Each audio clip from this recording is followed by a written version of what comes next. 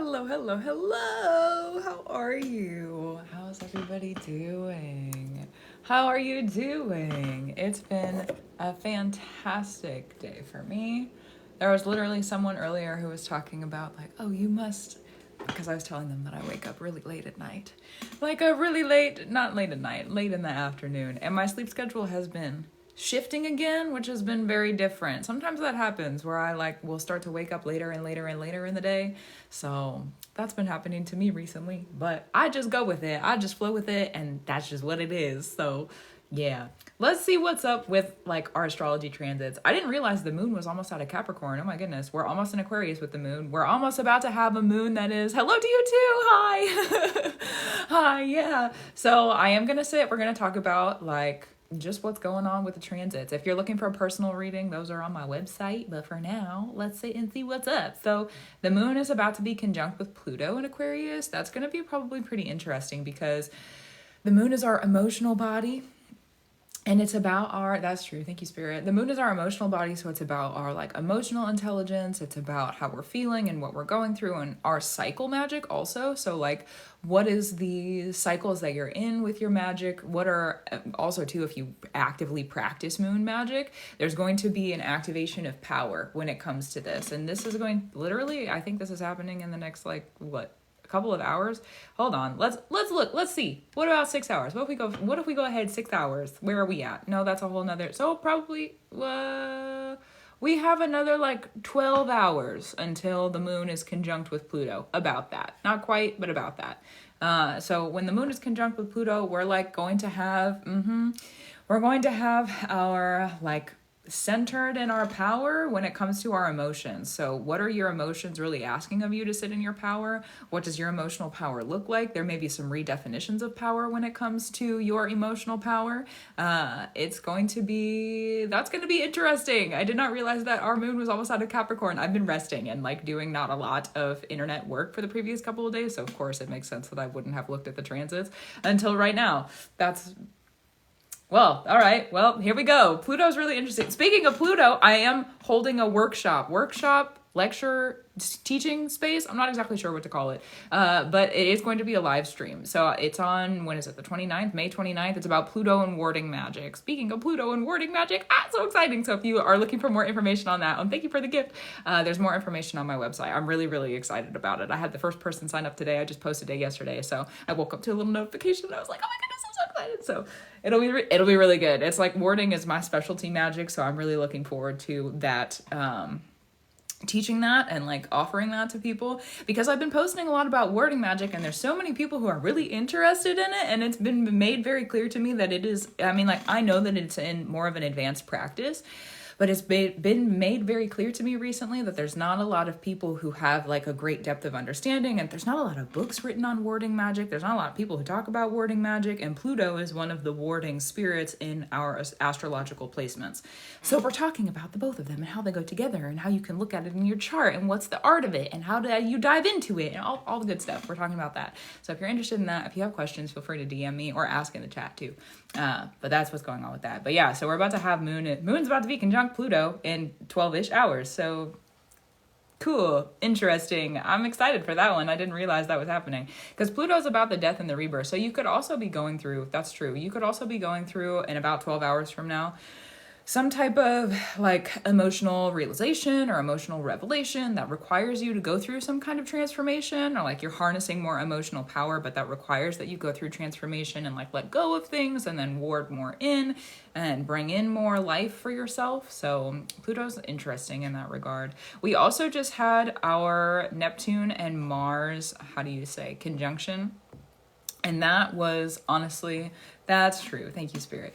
That Neptune and Mars conjunction was pretty interesting. I don't know if anybody else felt like they were able to claim their victories, because Neptune is really wishy-washy. It's very much in the in-between spaces. It's very much in the spaces where we're not always able to see faces or use direct words.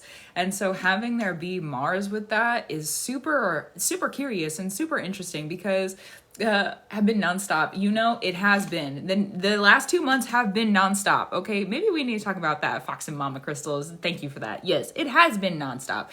literally when was the full moon in Virgo? Hold on, let's look at it. I feel like I talked about this for the like previous, thanks for the gift, for the previous time that I was on live stream, but we're going to talk about it again because I was looking at some Chiron stuff today, and that's really what we're going to talk about is the Chiron, like the healing placements, yeah, February until now, for real, because the placements of, let's look at it. Let me pull up my calendar. The placements of the dark moon and Chiron are really about our healing. They're about our healing and feeling and revealing and being more empowered, but that requires that you get triggered and you do the work, and that is really hard sometimes. It's really hard sometimes. And we had, when was it, February 24th? February 24th. Literally February 24th is what kicked off our shadow work. Yes, it's what kicked off our shadow work. And so February 24th, we have a full moon in Virgo. We also right now have the dark moon in Virgo. So we had all of this illumination on our shadows, but also there's clarity on that moon cycle with Virgo. Really intense. And that is the full moon that's right before the new moon in Pisces. And that new moon in Pisces is what kicks off our eclipse season. It starts the eclipse season because then that new moon rules over the whole entire moon cycle where we have the full moon in Libra. So we were walking in all these shadows and being triggered because then right after that, literally the 25th of February, so the 24th is when we have the full moon. And then also for Ruth E, hello, if you have questions, if you have personal questions, Ruth, I am doing personal readings tonight for charts. So if you're interested, there's personal options on the website. Yes, yeah, there are no holidays for shadow work. I need them. I would like some too. That would be great. So let me talk more about the transits because we are going to have some rest when it comes to like more shadow work in our world in the future. So, but we have to look at kind of what's going on and what we've been going through. So we have that full moon in Virgo on the 24th. Then on the 25th, that's when our, how do I say? That's when Chiron, that's true. It was Chiron in the North Node. That's when they start to be conjunct, and they're conjunct until when? Like the 14th, which is like 2 weeks. That's like 2 weeks. And we have the new moon in Pisces in that energy. And then both of our eclipses, the Venus was in Pisces for our eclipses. And then we also had Mars in Pisces for the Aries eclipse.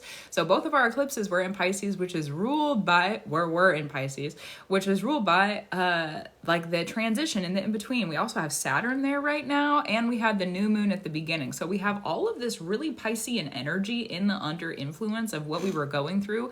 Not to mention, again, the Chiron and the North Node being conjunct, we had this like really intense, and then we have Mercury that's going over that conjunction of like passing over it and then retrograding over it. So there's a lot of like conversations that were really triggering and like sharing of words that were really triggering. And that is not a great, super fun place to be. But if you've done the work to like reevaluate those spaces and reevaluate what was triggering you and allow yourself to not be triggered anymore, which is really, that's work. So if you're doing it, good for you.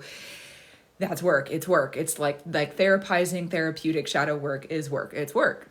It's work. So if you're doing it, good for you. There is going to be, because what happens, the lunar nodes change over in January. So we still are going to be feeling the like under influence of this until we get to that well, really the next eclipse season, because the next eclipse season, then the Piscean influence is really going to shift away and we're going to have more different types of influences because we're going to be in a different season, different energies, different transits, it's different time, you know, so that's going to be, it'll be different. We'll have a different energy then. We're also going to be in a Pluto retrograde for our next eclipse season. I think there might be some other retrogrades going on too, but I haven't gone that far yet because I'm still recovering from where we were like a couple weeks ago. It is what it is. You know, sometimes I need a rest too, you know what? And then what else is going on? Oh yeah. So once we have the North Node and the South Node move in January and our next eclipse season, like we'll start to feel the shift of all this shadow work that we've been doing start to kind of fade a little bit, fade away. And there'll be other, I mean, shadows are, you can't avoid them. They exist. So there's also that. But in terms of the Chiron and the dark moon, that's going to change. Also, interestingly enough, let's look at January, because it's January 28th is when the lunar nodes change. And I kind of want to look at that date just to understand if there's going to be, let's look, January 2025, unknown time. Just give me the day. Give me the day. What are we going to have our dark moon? Dark moon's going to be in Libra. So at some point, oh goodness. Interesting. Interesting. Your hair is so, thank you. I just did a hair mask yesterday, and it was like I've been doing research on herbs and oils and all the great stuff. I made myself one, and I literally today I did the hair mask. I slept in the hair mask. It was wonderful. I had a beautiful dream because I'm a magic worker, so of course I'm gonna put magic in it. So I had this beautiful dream. I woke up with all this clarity, so much clarity, and like my head feels so much more protected. Not that it didn't feel protected before, but like there's just so much more like silence. And on top of that, it looks really good. I looked in the mirror earlier and I was like, oh, okay. So yeah, so thank you for that. Thank you. Oh my goodness. Okay, so let's look and see, because I want to know, when does the dark moon? Because the dark moon has been in Virgo, but it's apparently going to be moving into Libra. So of course, dark moon in Libra date. When does that happen? September 30th. Oh my goodness. When are our next eclipses? September 30th. So, oh wow. Interesting. Talk about shadows and shadow work. When is that happening? I don't want to stress myself out. I don't think that that's necessary actually, but I would like to understand when this is happening. So we have the eclipse, and then the eclipse, oh my goodness. No. Oh no. Oh no. It's not an oh no moment of like, hi Maya, thank you. Hello to you too. Wow. So I didn't want to know that. Now I know it. I was going to figure it out eventually because I look at the transits. I didn't want to know that. Now I know. Now it's better to be prepared. You know what? Oh my goodness. So where do I even start with that? I don't even. So our dark moon is a placement of like mother wounds and betrayal and manipulation, and it can cause a lot of like ruckus when it comes to healing, or like it's not a really fun placement to sit in. It's not a really fun placement to like get to know within yourself, because it requires that type of deep darkness is really, really dirty and ugly. Like understanding that, yes, the black moon, there's so many different like names for it. There's a common word that it's called, but I don't call it that word because I don't call on that spirit in my practice. So the dark moon or the black moon is what I personally call it. So just a heads up for like clarity's sake. But it enters Libra. Oh my goodness. Oh, hello to you too. So for my appointments moving forward, because I haven't actually talked about this, but for my appointments moving forward, I'm no longer taking bookings for private bookings, but I am going to be going live far more often. I used to go live all the time and do readings all the time, and then I personally needed to change it so that I was only doing private readings, but now I'm changing it again. And so my readings are going to be on my live streams again. So I'm doing them tonight. So if you're interested in that, they're available. But I will be going on live stream more often. So if you are interested in that, I'm not sending out notifications, but if you turn on the notifications on my, on my profile page, and then you can turn them off after you have your reading too. But that way you know when I'm on here if you are looking for that. So yes. Yeah. Nudges. Yeah, getting nudges. So yes, that's the one. I don't call it the L word because I don't call on that spirit in my practice. But yes, that's what it's called. And also, when it comes to I noticed a pattern let's talk about it. I noticed a pattern in my readings where the 1 hour readings, it was like I couldn't ever get to every single placement, and it was only it was the full chart, but it wasn't every single detailed aspect. Like there was usually like 5 or 6, sometimes 7, 8, 9 placements that I wasn't able to get to. So that one is called, like for the 1 hour, what do I have that one set up as? That one would be considered the relative chart reading. So like a question of what you're asking for. Is there like, what are you looking for when it comes to,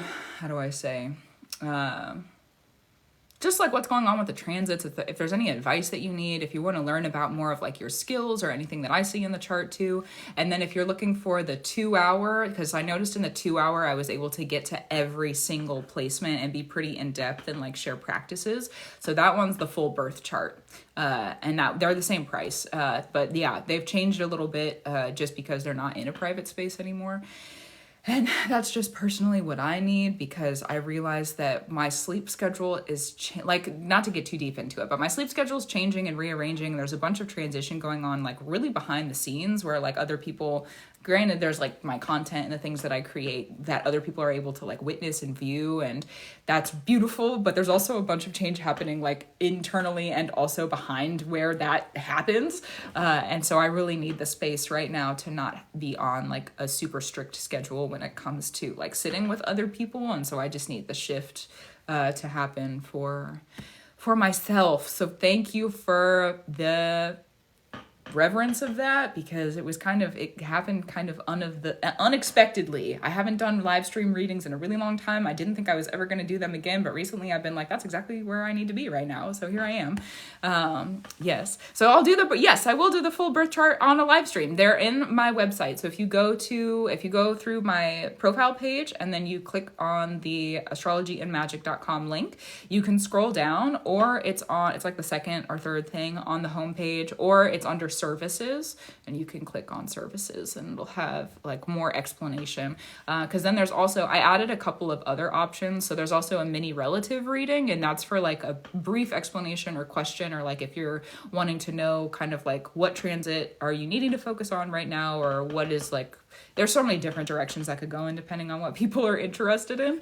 And then the other one that I added, which I'm really excited about, because this has been my favorite thing to work with people on in the private spaces, it's called Create a Working. And so if you're needing to have someone read your chart and go over your placements, and then also allow you the, like, direction and protection, correction of bringing through a practice and an order, so that you're able to say that there's, like, more money you want to bring through, or you're looking for a new job, or there's so many different ways that can be applicable to people's personal lives.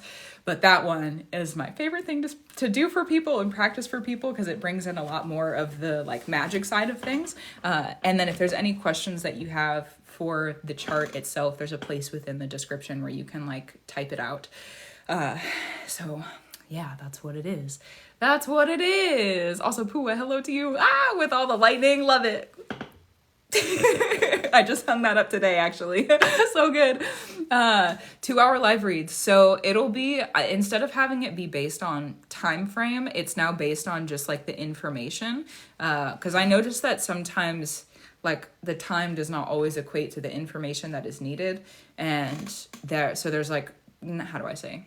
I was just noticing discrepancies that when it comes to a time frame, I could sit and talk for 5 hours about somebody's chart if I really wanted to. And so now I'm more focused on making sure that the information that is needed comes through for people. So yes. I see that. I love it. I know, me too. It's so beautiful, right? It's so cute. I love it. Thank you. Oh, wow. So we were talking about the dark moon. The dark moon moves into, so if you want to know about the spooky changes, also thank you, I've done trains for readings that were super long for people, yeah, sometimes it happens. It's not a bad thing. I really enjoy reading for people, and sometimes it's needed that you sit and read for a long time, but it's definitely, like, that's just where I need to be right now. So yeah. And if you have any questions too, because I did just go on, like, a pretty big rant about that, so if you have questions, let me know. Yeah. I'd be worried that, so you would come in and pay in the live stream that you would want your reading in. Yeah. It's not a like, book it and then show up, like, on the day in the live stream. No, it's like, if you wanted a reading, like, right now, then you would go to the website and, like, put the information in. Yeah. So I am doing live readings again after months and months of being like, I'm done. I was definitely fighting it. There was a lot of, like, how do I say? This is actually, like, over the previous, like, basically since I started this, I've been going through some I don't talk about my personal life a lot on this app, but there's a lot of, like, healing things I offer to people. To be able to offer healing things to people, you also have to be going through things that you have to heal from. And so, not to get super into it, but there's been a lot of things that have been going on in my personal life that have made it really difficult for me to be able to show up for people and offer readings through a live stream, just because it's a really vulnerable space, and there's a lot of different aspects to it, and that's true. You know what, Spirit? Thank you. There are a lot of different aspects to it, and I don't want to get too deep into it because it would involve telling you a really, really long story about what's happened over the previous 3 years. But I had to face a lot of fears and come to terms with myself on a lot of different things. But I'm here now, and right now, with everything that is going on in transition, it just makes a lot more sense for me to be able to show up for people and do readings on my live streams rather than to continue taking bookings on like the back end of things. And there's like some just the changes. It just makes more sense right now. So yeah. I was really stressed about doing live streams for a really long time. So thanks for your patience with me figuring it out, because you know what? I've been really hard on myself over the previous couple of years, but I've learned recently that that's not needed or necessary. You can just be gentle with yourself, and that's a valid thing. That's a valid thing, to just be gentle with yourself, you know? Oh, thank you. I do feel very peaceful. I just had this thought earlier today, literally like a couple of hours ago, maybe not even that much before I got on. And thanks, Pua. Literally right before I got on, I had this because I was talking to my elder in spirit. She had said something about the darkness, and she had sent me a message a couple of days ago. Her name is Mother End, for those of you who are curious and interested. If anyone is interested, there's a link on my website to her work.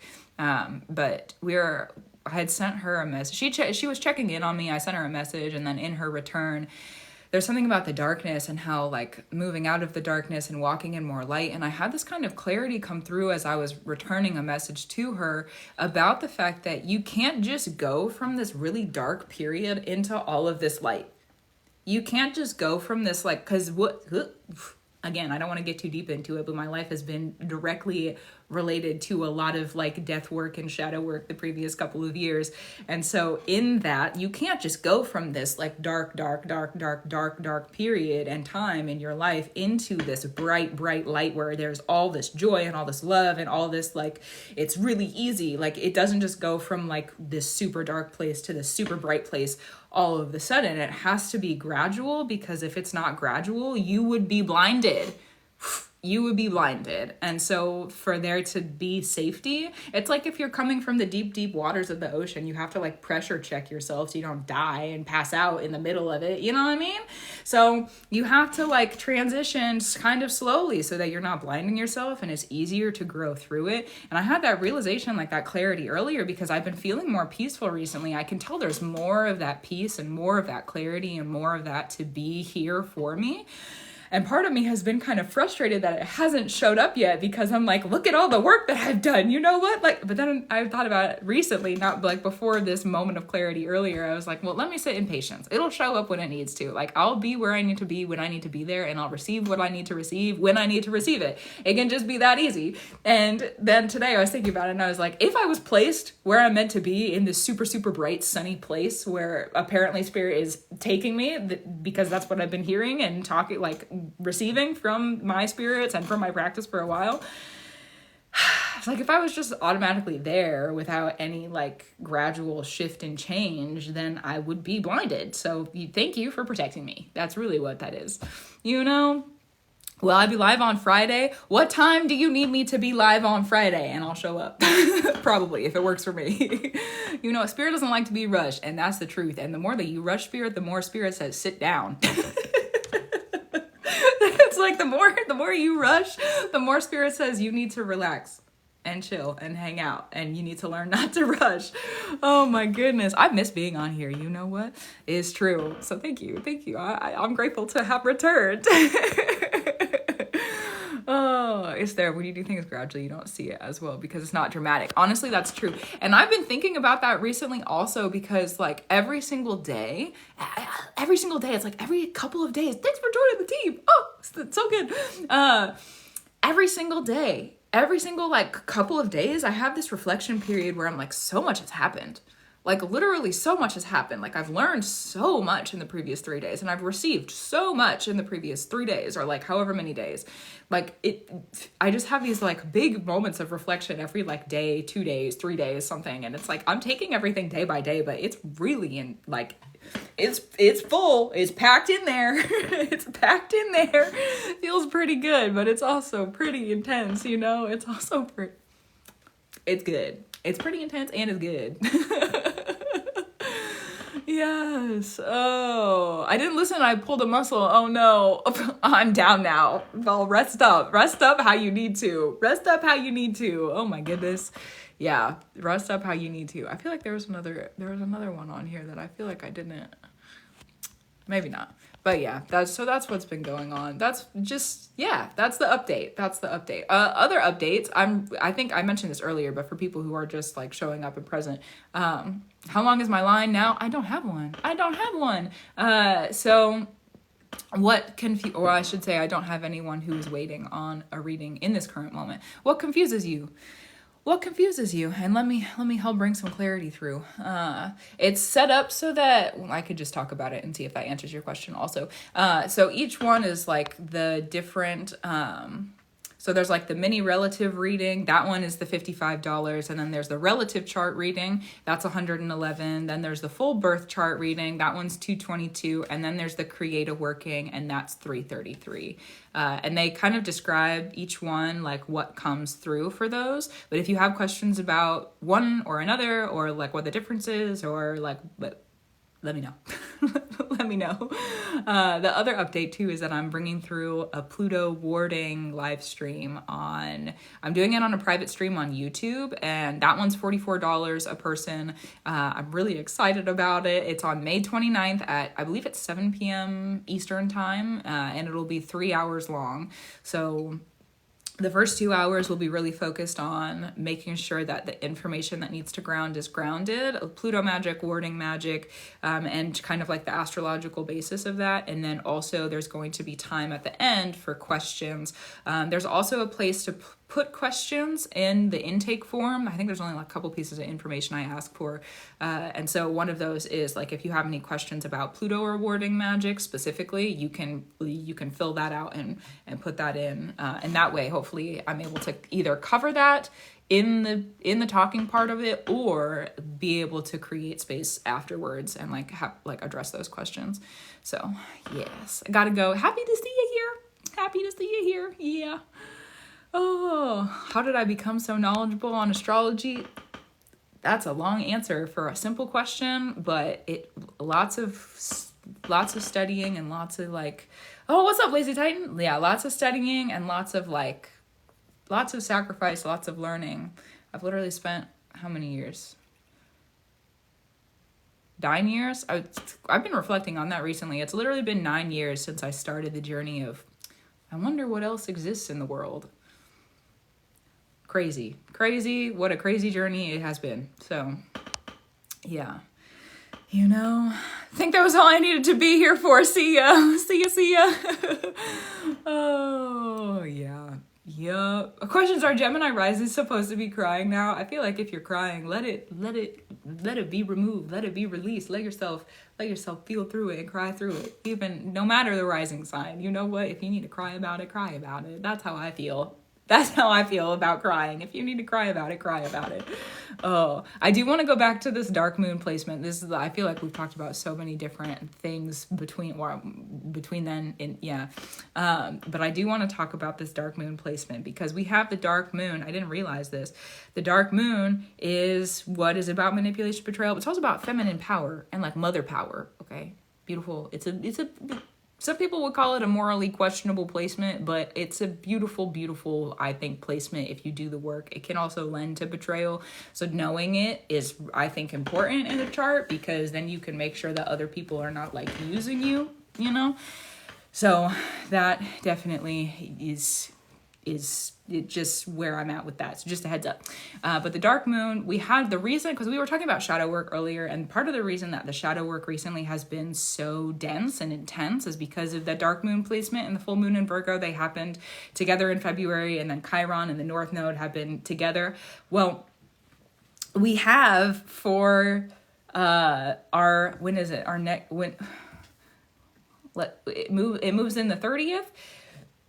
Yeah, so for literally the dark moon is going to move into Libra. It's going to move into Libra September 30th, and then this year. And then we have our new moon solar eclipse in Libra on October 2nd, 2 days after that. So we have, I feel like, and I've been saying this through the shadow work, everything that's been coming up, everything that's been happening. I know the upside down smiley faces for real though. I feel like all the shadow work that we're being kind of like placed in and pushed through right now with the transits is really a preparation energy for us.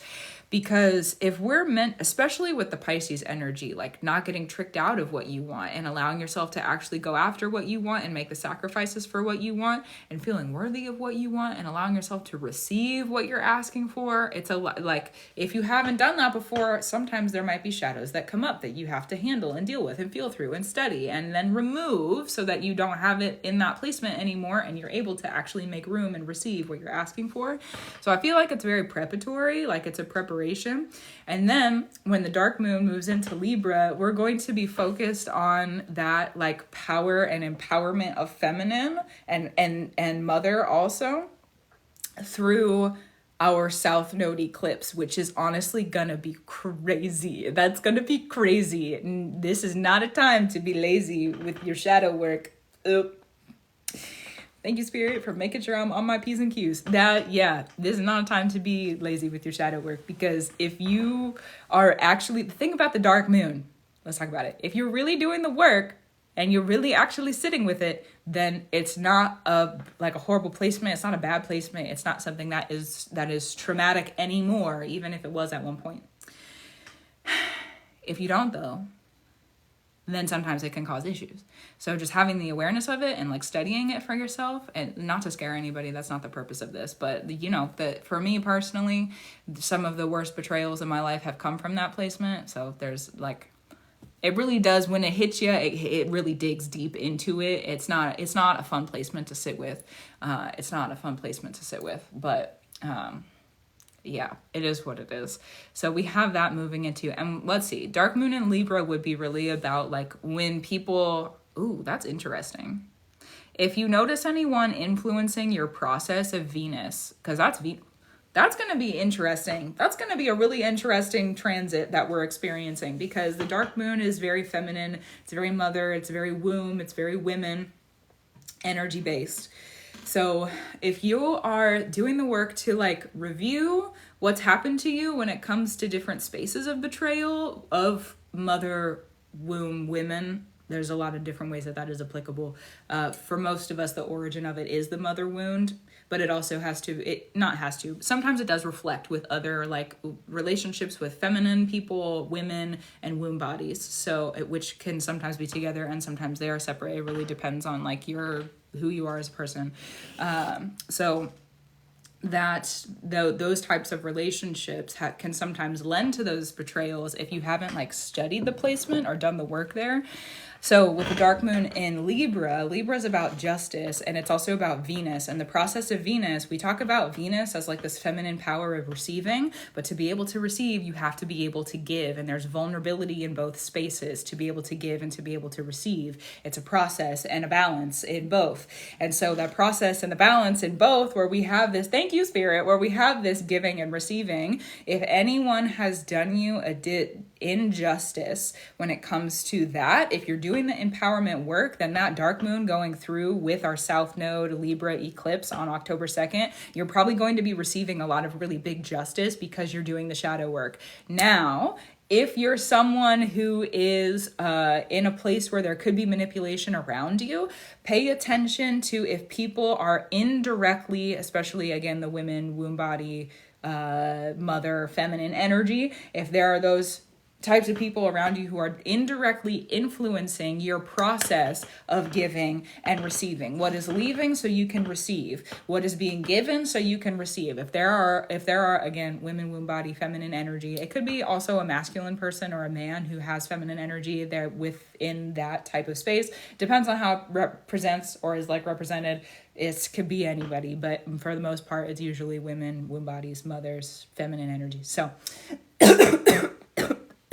my body is clearing it out. Oh my goodness. Thank you, Spirit. Wow. I've been slowly coughing. I've stopped smoking recently, and I slowly have been clearing out as my voice elevates. It's beautiful, gorgeous, but it's also a process. The healing of the shadows as we're talking about it.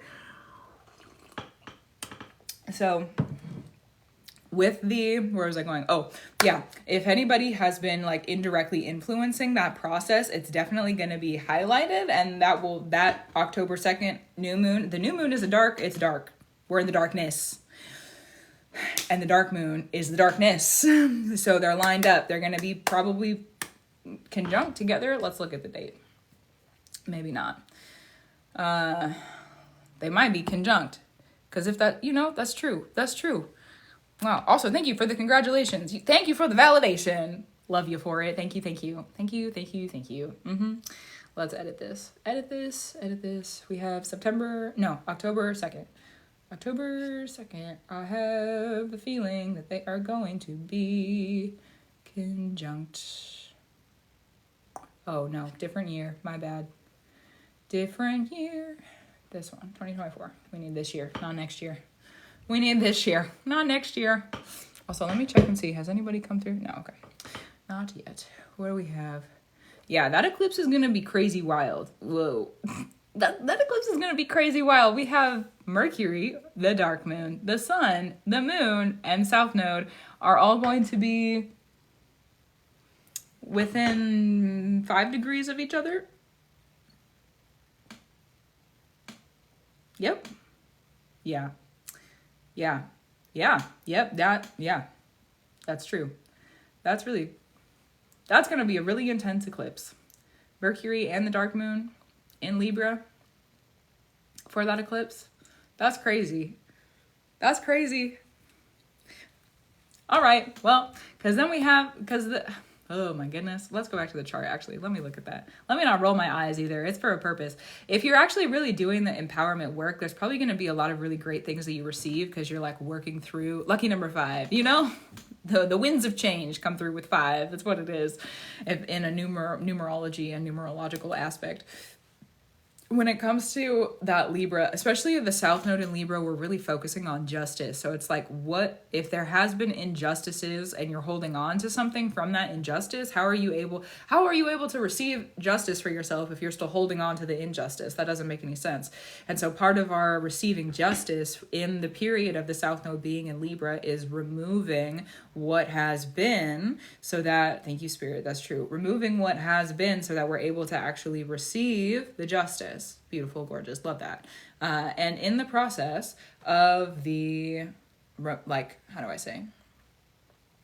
removal and the reception, if you're able to do that in your shadow work, this is going to be a really empowering new moon solar eclipse, because then you're going to be starting a whole entire new 6 months journey where you are actually like walking in that empowerment, and it's not going to be there's not going to be like imbalances around you. No one's going to be testing you. There's not going to be any trials. There's not going to be any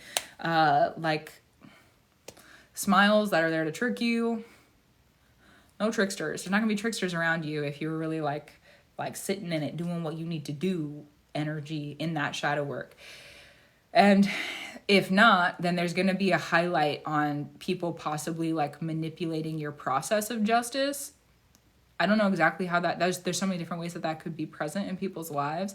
Also true, Libra is about mirror magic and reflecting. So if there's any magic, any like reflection, the probability or possibility of reflection being used as a form of manipulation. So the 7th house, any Libra placements, And then also wherever your Venus is in your chart, if there's any people around you who are using your reflection, it could be that they're picking up images like you, or they start to dress like you, or they're telling you how you need to dress, or like so that you're dressing more like them, reflections. It's a lot different than that, but that is probably going to be highlighted through that as well. I didn't know that this was going to be, so really the like shadow work that we're doing right now is really preparation for what's coming through in our next eclipse season, because then also we're going to have retrogrades going on. Chiron's going to be retrograde, Pluto's going to be retrograde. I can't believe I'm already talking about the next eclipse season. Oh my goodness. Saturn's going to be retrograde. Neptune's going to be retrograde. Uranus is going to be retrograde. So we have like a lot of the outer planets are going to be retrograding, which is not a bad thing. But that is definitely something to like look out for. The fact that we have these like really big transits that are going to be retrograding. And then we have, how do I say, like the like swifter, a lot of the swifter moving transits are going to be direct. So it's like the swift moving motion for the most part is going to be very like precise, and we're going to be really focused on moving forward. And then we have these really, really big cycles and reflections that we're going to be reconsidering like what has been. Ooh. That one's definitely going to be intense, but we're not there yet, thankfully. We just got done with this one, so let's not get too ahead of ourselves, you know? Let's not get too ahead of ourselves. That would be lovely. Didn't mean to do that. Oh, wow. Semi for October as well, heavy. Yeah, it is. What does it mean when Pluto is retrograde? Pluto, there's a lot of different things when Pluto is retrograde. Also, for people who are interested and curious, I am doing readings tonight. If you're wondering about your personal chart, I do have those up on my website. So just so you have the information if you are interested in it. But when it comes to Pluto retrograde is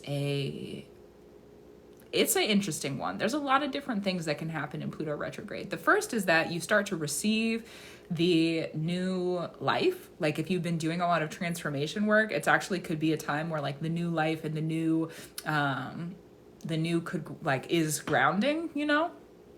It's also a time too where like the wards are coming undone. So like anything that you've been stuck in, or like cycles you've been stuck in, generational, because Pluto is also generation. So like generational cycles that you've been stuck in, any wards, and wards are kind of like spheres or bubbles in that sense. So like anything that's been surrounding you that you've been stuck in, that could be undone, and you could be like moving forward with things, which is, I love a Pluto retrograde. Pluto retrograde is one of my favorite retrogrades to see in people's charts when I do readings. It's literally one of my favorite retrogrades. It might be my favorite retrograde, to be honest with you. I don't know if that's actually true, but oh, thank you. Yeah, Pluto retrograde is one of my favorites. So that, and then because it just allows you to transform, and like there's like actual opportunity for the new to come through and the new to ground, and there's life that's coming through. It's less about the process of like there being a death first and then you're going through a transformation. The reason that I overarchingly really like Pluto retrograde is because if you think about the death and the rebirth cycle, there's the death, and then you have this liminal space, which is the Pisces. That's the transition. We're making decisions. We're like looking with our sight about things. Then there's the rebirth. But in the process of Pluto retrograde, you have the new life, and then you have liminal space. You're making your decisions, and then you have the death. So it's opposite. And that is really lovely. It's wonderful, because if you have ever experienced the transformation process where you have to let go of a lot of different things, a lot of different strings, a lot of different objects, a lot of different people, a lot of different friends, if you've had to let go, and then you're left with a barren space, and then you're moving on, that's a lot of work. Pluto retrograde, you have the new come in, and then you can make more informed decisions about what needs to go, because you're leaving. You know what's already here, but then you're leaving. So you're leaving. That's what it is. Oh, hello to you too. Hi. Yeah, so that's what a Pluto retrograde is. I don't remember who asked that, but yeah, that's what it is. It's a beautiful, beautiful process. I love Pluto retrograde. I'll say it again. It literally is one of my favorite retrogrades that we experience. It's one of my favorites. It's so good. Because you have this like beautiful, thank you, Spirit. That's true. You have this beautiful, beautiful like transformation process that I love. I have Scorpio as one of my ruling signs in my chart. I have a Scorpio stellium, and also Mars is like Mars. What are my planet rulers? It's Venus. I think Venus is my first one. Venus and Mars and Saturn, I'm pretty sure, are my like top 3 rulers. Followed by Mercury, I'm pretty sure. But yeah, those are my 3. So when I have that Pluto that comes through with my Mars energy, I love it. It's my favorite. It's so good, especially when it's retrograde. Yeah. That Scorpio stellium. It is. I wish you could invoice me today. I'm so impatient. I will sit in the patience with you. I will sit in it with you.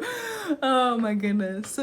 Yeah, it is like a mirror. You know, it is like a mirror. That's true. It is like a mirror. Libra is mirror magic, actually. So we're actually, with the South Node in Libra, we're taking time to get really good. Really, really good at mirror and like mirroring, which I think is pretty interesting. And that's going to be really interesting too with the dark moon, because we were talking about the dark moon earlier being in Libra for the next Libra eclipse. So that's really going to be a lot of like, are you the stronger one in the mirror? Are you the stronger one in the reflection? Because if you're not, that will probably change your direction. So now is a great time to practice your mirror magic and practice your reflection magic. I have a feeling there's going to be a lot of really empowered women, womb bodies, mother energies, feminine people around that time whose lives really drastically change for the better. Good for you. Good for you. Good for you. If that's true for you, good for you. I have a feeling that's going to be really interesting. Oh, yeah, I'm feeling that's going to be really interesting. Well, if I've asked for astrology, I use astro-seek.com. I don't use any apps. That's the website that I use. There's a bunch of apps that have reached out to me. Ooh, somebody booked, I think. Let's look. That's so exciting. Yeah, I don't use any, how do I say? I don't use any apps. There's been a couple of apps that have reached out to me, but literally one of them to like, as like sponsorships, you know, which I'm pretty excited about. That's pretty cool. I'm excited, you know, interesting. I'm about it. But one of them that reached out to me, and I'm not going to name drop it. I'm not going to, because we're not here for critiques, but just fact check the apps that you use. Because one of the apps that reached out to me to like promote their stuff and like work with them, they literally, I typed in what's going to happen for me on the eclipse on this date, and they didn't even have it in the right sign. They had it in the other one. It was the Aries eclipse, and they told me it was going to be a Libra eclipse. And I was like, you're incorrect. I don't know what system you're using. And then they wanted to sit down and have a meeting with me for free 99. So I would tell them what was wrong. I was like, no. So anyways, just fact check your apps. That's why I use Astro-Seek, is because like it just pulls what currently is going on, and then they have information on there too, but boo, yeah, you know, it is what it is. It is what it is. Yeah, I'll definitely fact check the apps then. Yeah, that is my, how do I say that? My recommendation or experience? That's a story too, I suppose. That's also true. That is also true. Okay, so I have one come in for King Butters. I love that. What's up? Let me pull up your chart really quick. Let me pull up your chart. Allow me a moment to get everything set up. Because what did you say? Beautiful. Open to anything. Gorgeous. Open to anything. So let's check and see what's going on for you with our astrology.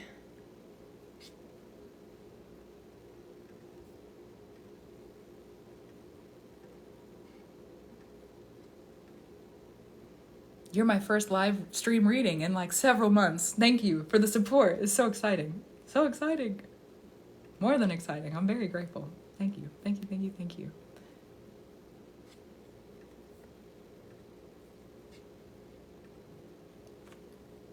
Yes. My favorite stuff to read in people's charts.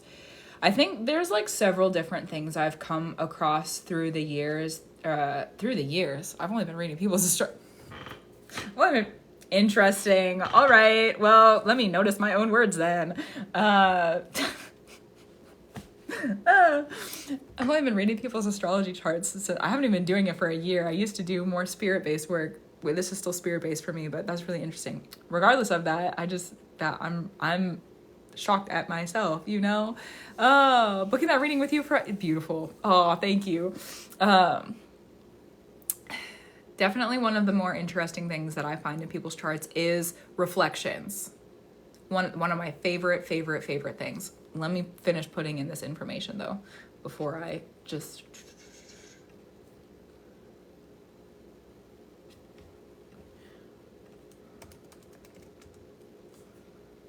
So one of my favorite, it's reflection. So say that you are, say that you also is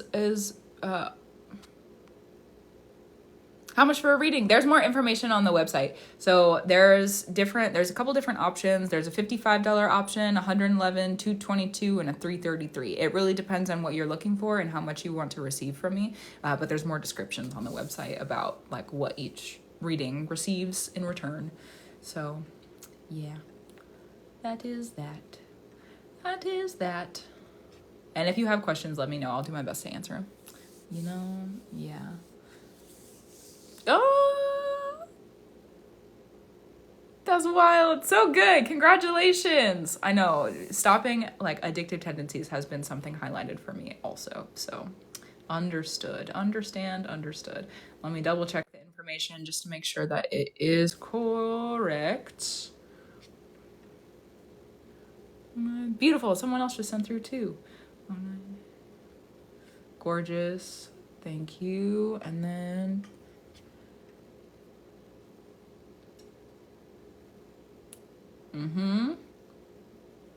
I like to double check the information because one time I've had a couple different times where the incorrect information was put in. One of the times it was my fault, and one of the times it was not my fault. And every single time that I have somebody send through, I just double check it now. I just double check to make sure everything is correct, because if it's not, you know what I mean? All right, so that's just what it is. So this one is for, where are we at? For Butters, King Butters 035. I love that. I love people's TikTok handles. They're so creative. So good. Not like that everybody's so creative. Not like that. Like, actually, I love reading people's names. All right. Anyways, let's look at the chart. First of all, you were born on a new moon. That's gorgeous and beautiful. Born on a new moon. So like you literally, in your emotional body, your purpose is to activate new cycles. And your moon is a part of, wow, you are in your lunar node return. That's so good. Okay, so I think this is what we're going to focus on then. That's so good. Also, thank you. I probably should drink some water. Thanks for showing up. Love you. Yes, so you're actually, before I just start blabbing, are you here, King Butters? Are you in the room? I just want to make sure that you have returned and that you're hanging out before I start talking about your chart, because a lunar node return is a really big deal. It's a really big deal, and I just want to make sure that yes, okay, beautiful. So what happens with the lunar nodes? That the lunar nodes are what rule our eclipse cycles, and the lunar nodes, so good. Every 9 years, about 9 years, it's 18 and a half. It's an 18 and a half year cycle. So it's basically as long as Pluto.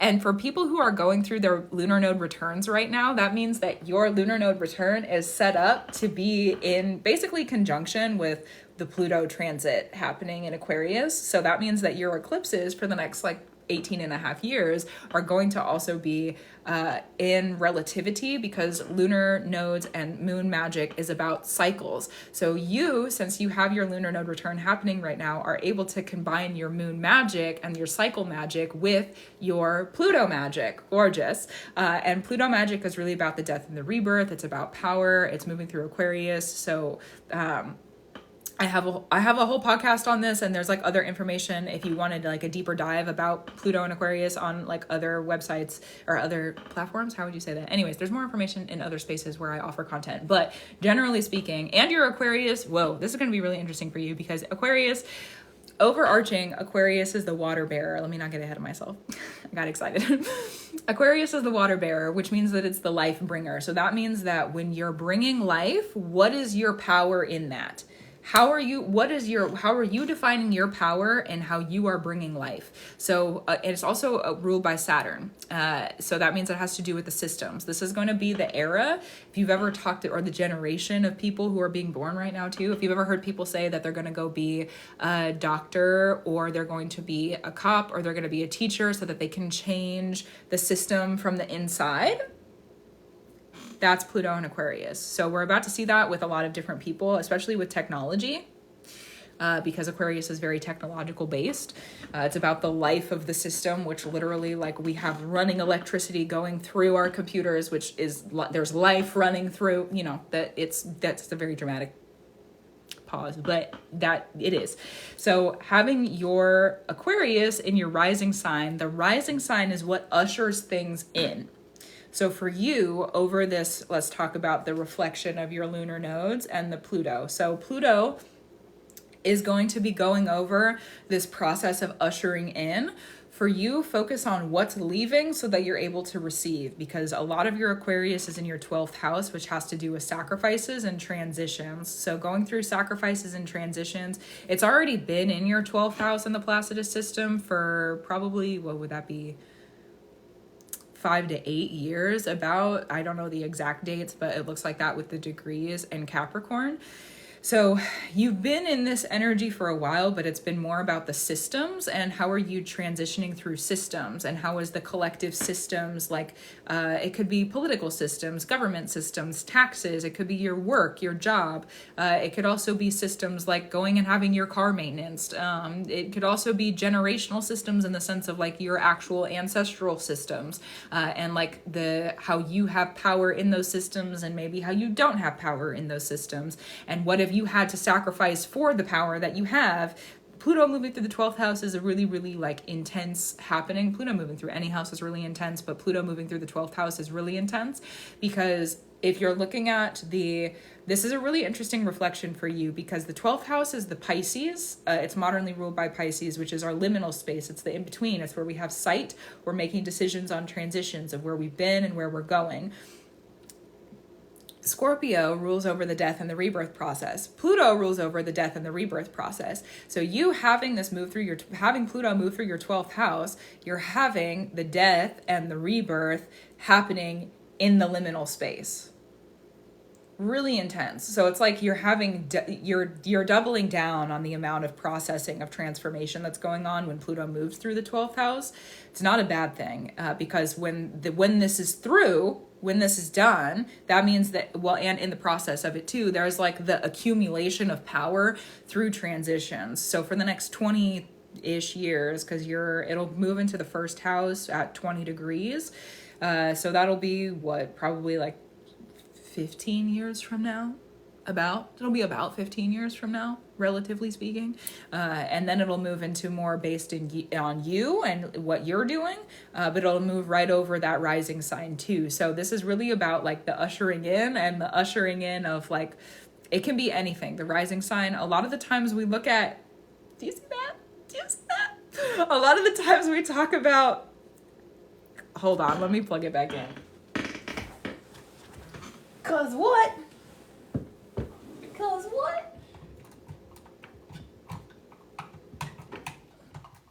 Oh no, maybe not. Maybe it's just done. All right, I'll just leave it there. Let me not get, that was wild. Let me not get distracted. Let me just leave it there. I don't know why it turned off. I literally just set it up today, so it might be, I don't know. Anyways, moving forward, the in-between, I'm not doing private sessions anymore. Big change, just started today. But I do have live stream readings available if you're interested in them. They're on the website under services. So yes, I believe there's one more person in line after this reading. Let me double check on that, just so that there's relativity for everyone involved. Yes.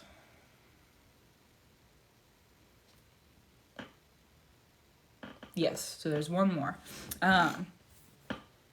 Right now, there's one more. Yes. So where was I at? Yeah, so that's a really intense happening. The ushering in, it could be ushering in anything that you're ushering into your life. Really pay attention to what is how are you showing up and like surrounding what you want to come through? How are you showing up and surrounding? Thank you, Spirit. Thank you. That's so How are you showing up and like surrounding what you want to come through? How are you surrounding the life that's being ushered into you? So say it's like an opportunity that's being ushered in. You could also study this through smaller, because one of the things about Pluto to pay attention to while you're studying Pluto is paying attention to like smaller details over a longer period of time, because Pluto moves very slowly. So you could have this kind of like, Pluto's not very direct either. It's in the background spaces, it's in the subconscious spaces, it's in the liminal spaces, it's in the places where we normally in our societal functions are told to not really pay attention to. And so if you're paying attention to like the subconscious parts of you, and you're paying attention to the subconscious that's a great question. No, if you booked on the website before everything changed, your reading is still going to be private. Yeah, for clarity. Also, thank you for asking that question. That's a beautiful question. Yeah, that will be on the, let me double check and make sure that it's there. With care. Let me double check and make sure that it's there, but I'm fairly certain. I just want to double check and make sure that your name is there. Because I remember that one coming through. I'm pretty sure.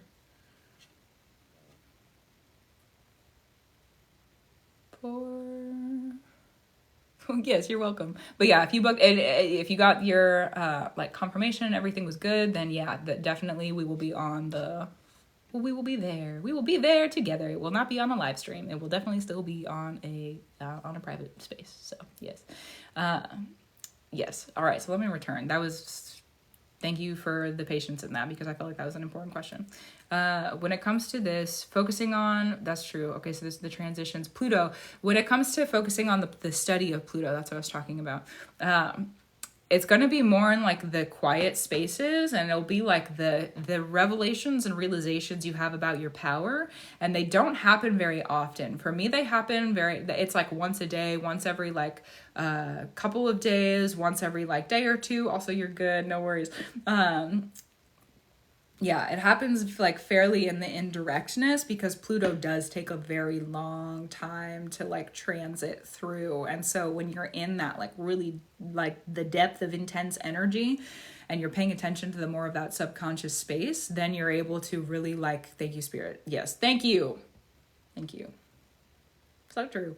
That you're able to really focus on that. And through the process of focusing on that, usually each realization asks that you make a small transformation in yourself. So when you do that, you don't have these really, really big death and rebirth tower moments, because you're paying, not all the time, sometimes it's necessary, but most of the time, because you're paying attention to those small interactive decisions about your power, and not just decisions, but like the wisdom that comes through about your power, because really Pluto's riches come from the wisdom of power. So the fact that you're learning about this through the 12th house and through your rising sign, it's like, how are you transitioning in and out of things? I would definitely too, the 12th house has to do with your spiritual systems. That's where Saturn is moving through right now, also wild. So definitely focus on your spiritual practice. How is that helping you to claim power, to sit in your power, to understand your power, to not give power to other people, to not that's going to be an interesting part of my practice, having just hung that up today. How curious. All right. So, thanks for the witness of that too. So beautiful. When it comes to that transition space, also when I was talking about the doubling down on things. So if you're looking to leave something, what are you receiving? And if you're looking to receive something, what is leaving? Definitely lean into your spiritual side. Meditations, especially at night when things are dark, are going to be really helpful for you. And then when it passes over your rising sign in about 15 years, focus more on what are you bringing in? What are you bringing in? How are you ushering it in? What's the power of ushering in for you? What does that look like for you? It's really, the other thing about Pluto too is that in its definitions of power, it's very focused and centered around you as an individual. You also have your Pluto in Scorpio in the 8th house, that's literally Eighth house is modernly ruled by Scorpio, which means it's modernly ruled by Pluto. So like your Pluto is in the house where it would be most at home. And so you naturally are able to really sit in transitions and also be able to receive power because of it. So as long as you're leaning into what feels naturally good for you, you're probably going to be great with that. Just make sure that you're paying attention to kind of the underlying themes, especially since we're at the beginning of this. Gorgeous. If you start to pay attention now, Pluto is probably not going to kick your butt later on. So that is, Pluto and Saturn bring the harshest lessons in our zodiac, are in like our planetary systems, in my opinion. It's like some of our harsher lessons. So if you're paying attention to the underlying themes within your transitional spaces and your spiritual spaces, because this has a lot to do with spiritual places and spaces. I got to prove to TikTok that I'm not a robot. Thank you for your patience. Got it? Good. Okay, so they make you, if you've been on for a while, they make you slide a little thing over just to make sure that you're a human being. So I had to do that. It is what it is.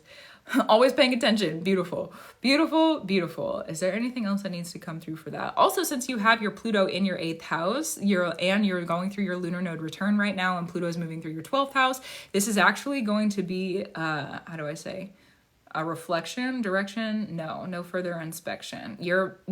That's true.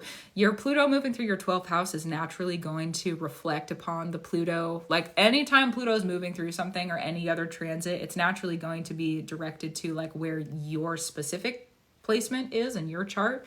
So this actually is since we're at the very beginning of this is, and you're having your lunar node return, they are combined.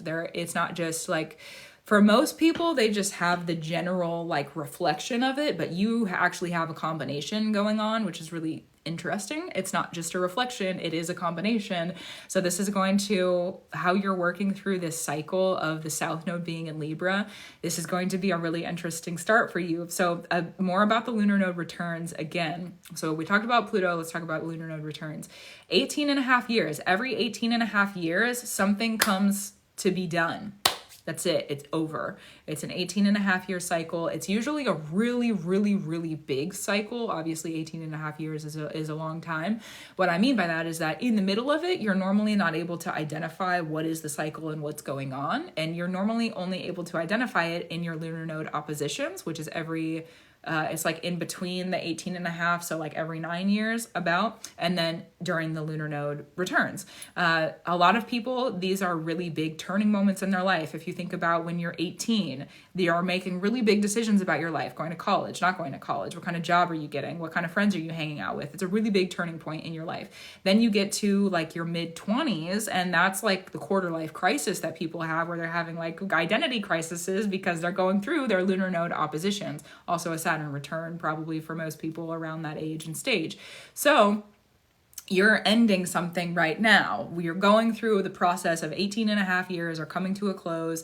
If you have the time and the energy and the space, I definitely would recommend looking back 9 years ago and seeing what was going on for you then. What were some new discoveries you were learning about yourself? Was there any cycles that were starting? Were there any cycles that were ending? Were there any cycles that you were coming through to like be done with or grow new of? Was there any like turning moments in that part of your life also? So like that could be, just like random happenings that ended up changing your entire trajectory. But like unbeknownst to you at the time, you didn't realize that, but they ended up changing some really, really big things about your life.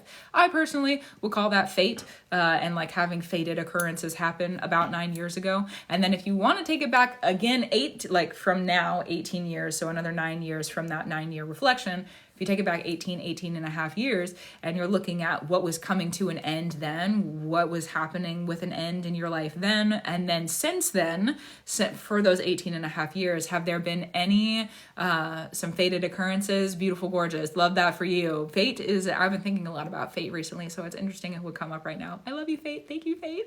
So good. When it comes to that 18 and a half years ago, notice for yourself what was coming to a close, what was coming to an end, and then for the previous 18 and a half years over that entire cycle, what was reoccurring in that cycle? What was there patterns of that? Was there anything that was continued? Did you notice any actual endings that happened from the previous cycle? You didn't bring it with you in this next cycle. And then in that reflection, you're starting another 18 and a half year cycle right now. So you could study that 18 and a half years throughout your entire life to see like what in the 9 years too, to see the different directions that you were going in and like the time that's passed and how much experience you have with those different types of cycles and like really the patterns between those different types of cycles. That could be a really, really interesting process or like to progress because you are in the lunar node return right now. And also your lunar nodes have not fully returned yet. They're going to return closer to the end of the lunar nodes being in this sign. The lunar nodes change in January. They change January 28th of 2025. I'm surprised I remember that, but yes, they do. They changed January 28th of 2025. And your lunar nodes are at 2 degrees, which is, they retrograde. So that's actually the very end of that cycle. So if you're paying attention to really like what's happening now, your return happens closer to the end of these eclipses in Libra and Aries. And it'll probably be, I don't know the exact date, but I would assume around December time. Somewhere in December is probably when, December, maybe late November is probably when your return is going to be happening. So basically right after the next eclipse season is when your lunar node return is going to happen. So that's where the true like ending and beginning will happen. Also, the lunar nodes are the only placement that we have in our chart that doesn't retrograde because they're retrograde. Well, they retrograde all the time, but they don't ever go direct. And so they're always moving in one direction. Which is pretty interesting, at least in like our major placements. So we're always moving in one direction with those. The other placements to really look at with this cycle for you is going to be your sun. Also, your sun is conjunct your south node. That's really beautiful. Were you born on an eclipse? No. New moon. Were you born on an eclipse? Hold on. Wait a minute. Hold on. I need to look this up. Because there's no way. There could actually be a way. Hold on. That was crazy. Was it? You were born on an eclipse.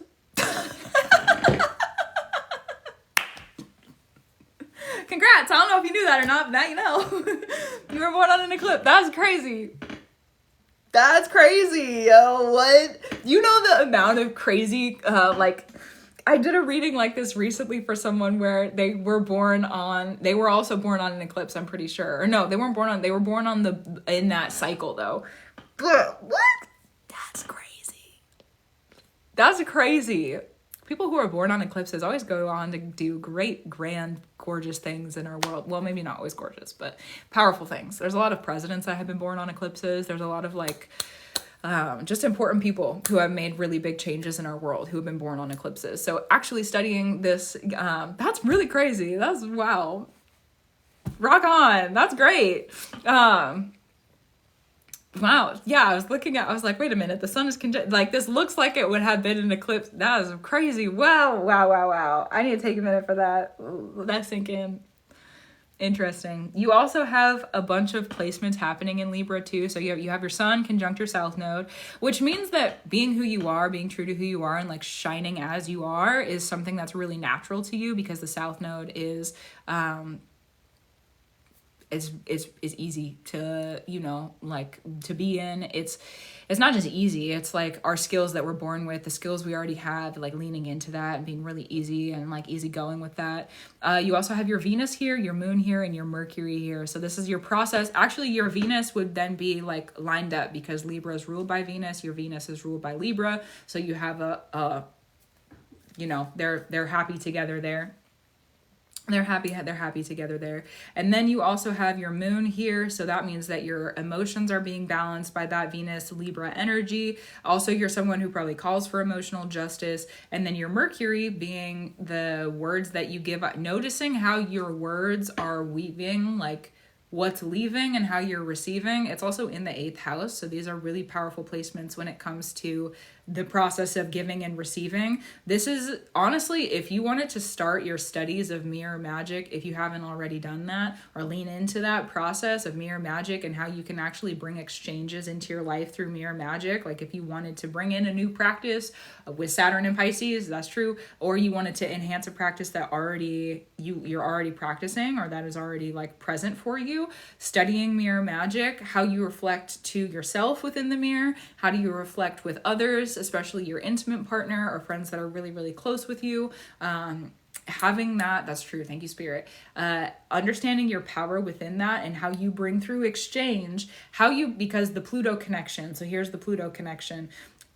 The 8th house it's not just about reflection, which is what Libra is. Libra is about the reflection. The 8th house is about exchange. How do you exchange?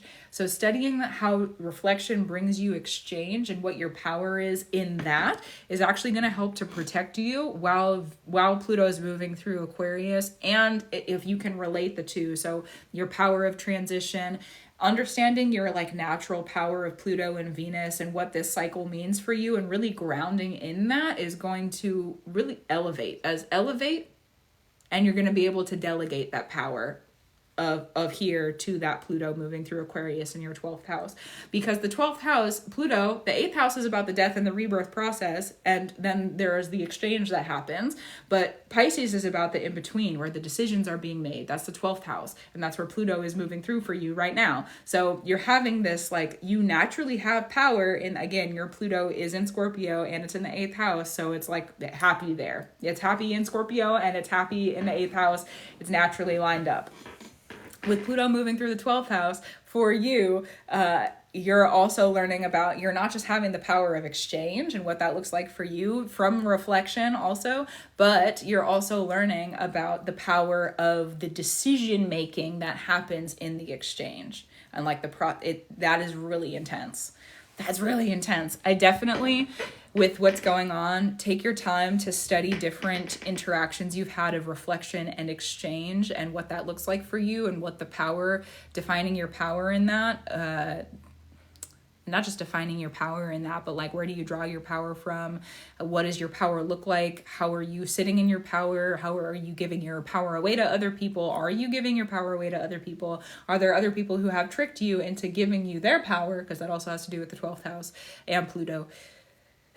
So are there other people who have tricked you into giving you their power? And if you notice that there's any power struggles or power like dissonances that you don't agree with, transforming out of them will help you to receive the riches of your power, actually, as you go through that. So that's what I have for you. That's really exciting. And you were born on an eclipse. That was really great. Wow. Thanks for that. That was wonderful to read. Do you have any questions before I call it through? Wow. So good. So good. So good. That was so awesome. It was so awesome. You're born on an eclipse. I'm so happy I got to read your chart. I'm so happy I got to read your chart. That's so beautiful. That's so beautiful. Thanks for that opportunity. Thank you for that opportunity. Also, I just had another one come in. So just so that there's 2 now in our live stream, like, how do I say, order? The first one is for dog lover, love that. And then would you rather me call you by your first name, or your name, or do you want me to call you by your TikTok handle? Please let me know. Actually, I should use that I should put that as a question in the form. Do I need to write that down? I'll remember it. And then the next one is for, where are we at? The next one is for Vibes with Victoria 123. So that's the order, those 2 right now, just so everyone is aware. What was up? Yes, I'm curious into stepping more practices, but I'm new with that. Definitely so the mirror magic that I was talking about, Nona is fine. Thank you for that. Thank you. Definitely the mirror magic is something that I would focus on with what you have going on right now. Do you have any experience with that? Like practicing in the mirror with yourself? Because if not, then I can explain. Go into more details. Not at all. Beautiful. So, beginners mirror magic. technically I'm sitting in a mirror with myself right now, so I'll just pretend that this is my example. If you are looking at yourself in the mirror and you're staring at yourself, it sounds so simple. The cat came to say hello. It sounds so simple, and it really is. So if you're sitting and you're staring at yourself and you're noticing, it's a process of awareness. A process of awareness within the giving and receiving. So what are you giving to yourself, and what is your reflection giving to you in return? If you're able to study, like, probably pick it up as a meditative practice and take it kind of seriously and just see where it takes you, and what you're able to learn from it. And then also that practice, how are you able to apply it to your external life and like the life that you're walking in. There's some people who would advise you to like ward your mirrors or clear your mirrors. You could do that if you feel like it's necessary, but if you don't feel like it's necessary, then it's not necessary.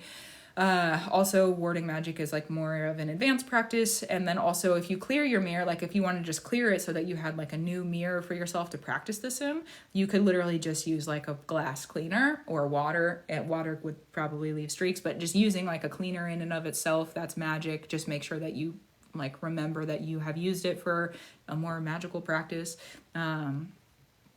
So I would definitely start studying that. I would study that. And for these placements, not only would I study that, I would be very, very aware of how that practice affects everything else that you do in your life, because you have a lot of power within that practice and receiving things that you're asking for within that practice. I don't really feel like I need to say much more about that. If you study it and you start to realize what you are receiving and how and why you are receiving it, because there are mirrors in your life, gorgeous and beautiful and good for you. Because part of the thing with Pluto too is like you kind of have to sit with it and understand it more for yourself, so that there isn't there's not any power discrepancies, you know? So yes, that is. Does that make sense? I don't want to go too deep in it because I feel like there's like, especially if you're like a new beginner at it, I don't want to overload with information, but if you start there and you feel like there's more to come through, just ask your spirit, ask your heart, what else and how else to elevate that practice and bring more in that practice. Beautiful. Yeah, definitely focus on that and study your Pluto magic. It's going to be so good. It's going to be so good. So good. Wow. Also, I think your birthday's happening in our next eclipse season. Let me double check. I'm pretty certain. Not this calendar. The next one. I'll make this my final note because I'm pretty certain that's true. Yes. So your birthday's going to happen kind of in the middle of our next eclipse season. So definitely expect some really big changes to happen for you during the next eclipse season, probably internally, externally, especially with the lunar node return. It's studying that 18 and a half and 9-year cycle. So thanks so much for the support. Oh, so good. May everything be received in love, truth, elevation, and free in the highest order that there can be. And I love you. Thank you for your support and loving me. That's beautiful. So good. So we have Nona up is next. Nona is up next. Oh my goodness, words, order. Yes. Thank you too. Thank you. Yes. I love my work too. So thank you for that. Thank you for the support. So Nona is up next. So Nona, allow me a moment to put your information into the chart. Also, I saw that you do ward. I did see your comments. I love that. I was in the previous reading and I do think it's beautiful that you ward. Congrats. Warding is such a beautiful, beautiful practice. In my opinion, as someone who also wards, I love it. I love it. So let us see. Beautiful.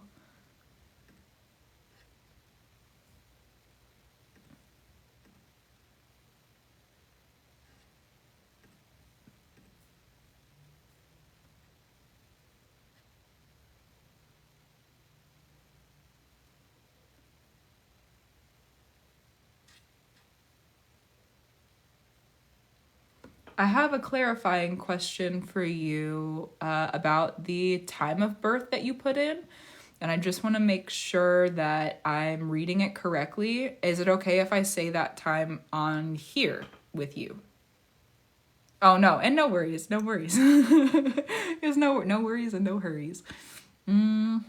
Yes, beautiful. Thank you for that. I don't want to share other people's information, and you know what I mean. So thank you for that. You put in 8 and then a colon and then 3 and then a colon and a 3. Is it supposed to be 8:33 or is it supposed to be 8:30 with 3 seconds? Either one is totally great. I just want to make sure that I have the correct one. I didn't know that seconds were an option on that time. So interesting. 8:03. Neither of them. Okay, beautiful. So I will put 8:03. Gorgeous. Thank you for the clarity. Thank you for the clarity. Wow. And then.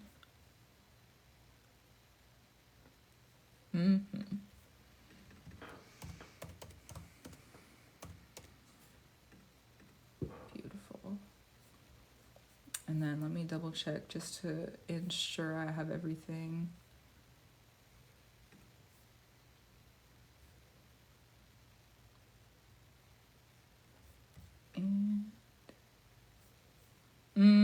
And then you say love money.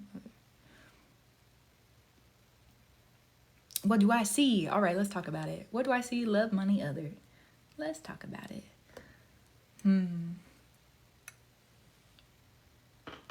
It makes sense that you're focused on love, actually. That's true. Because your 7th house is ruled by Libra.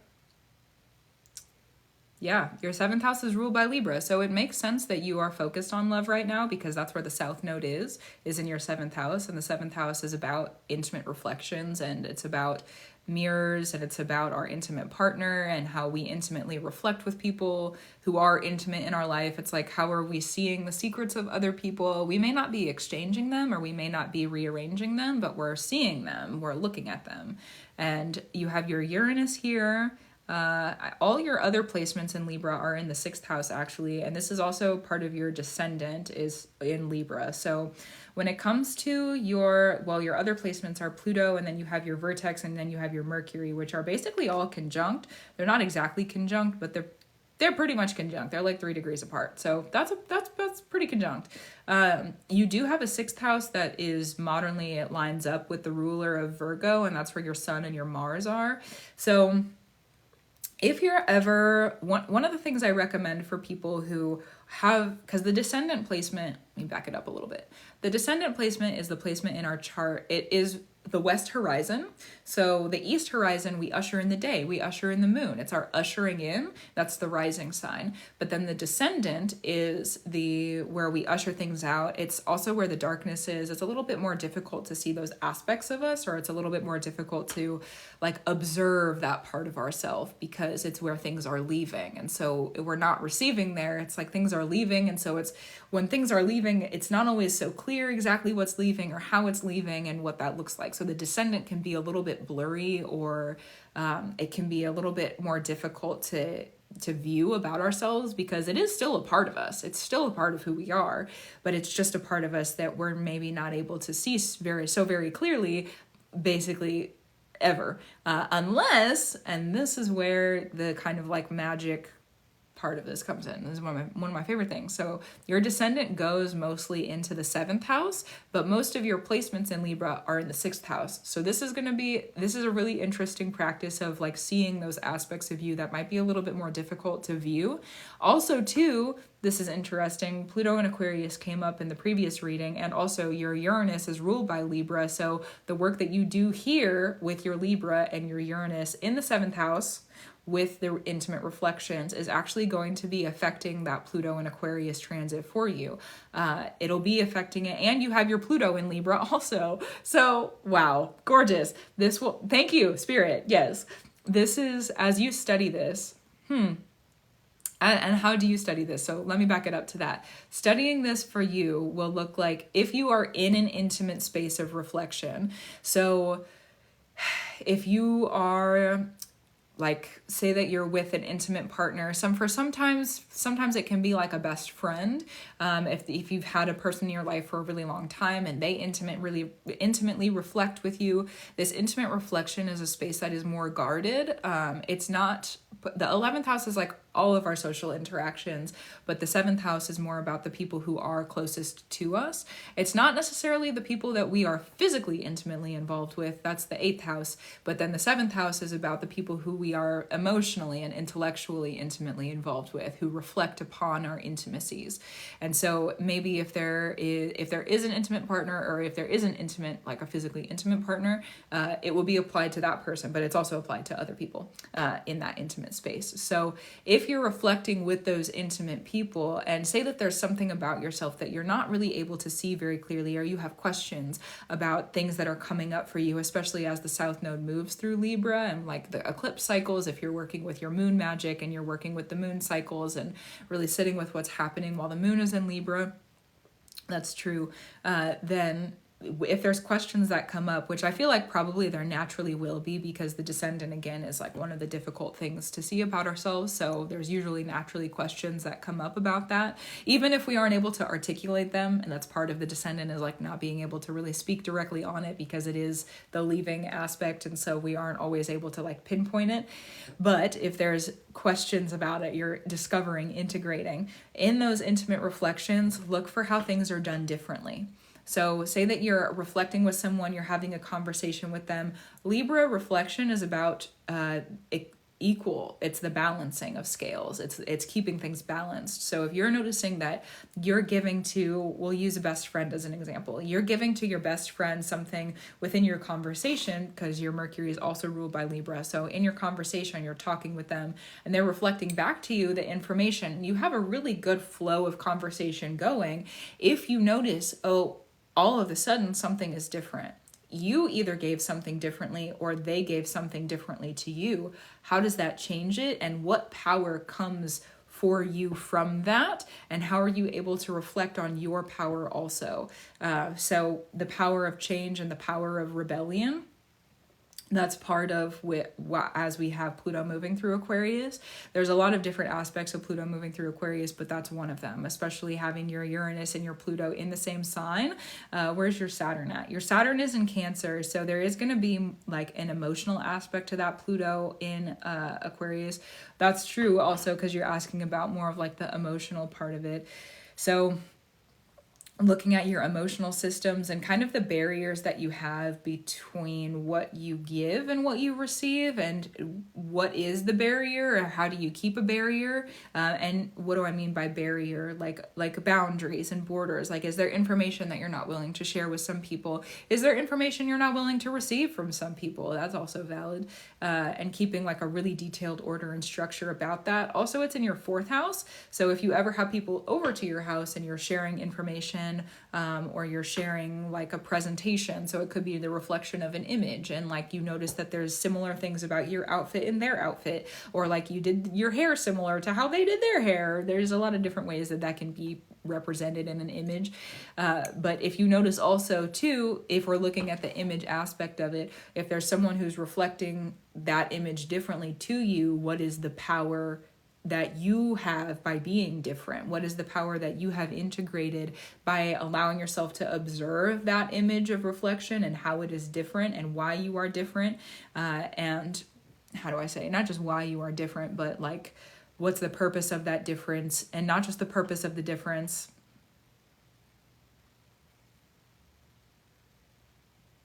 where does the difference take you?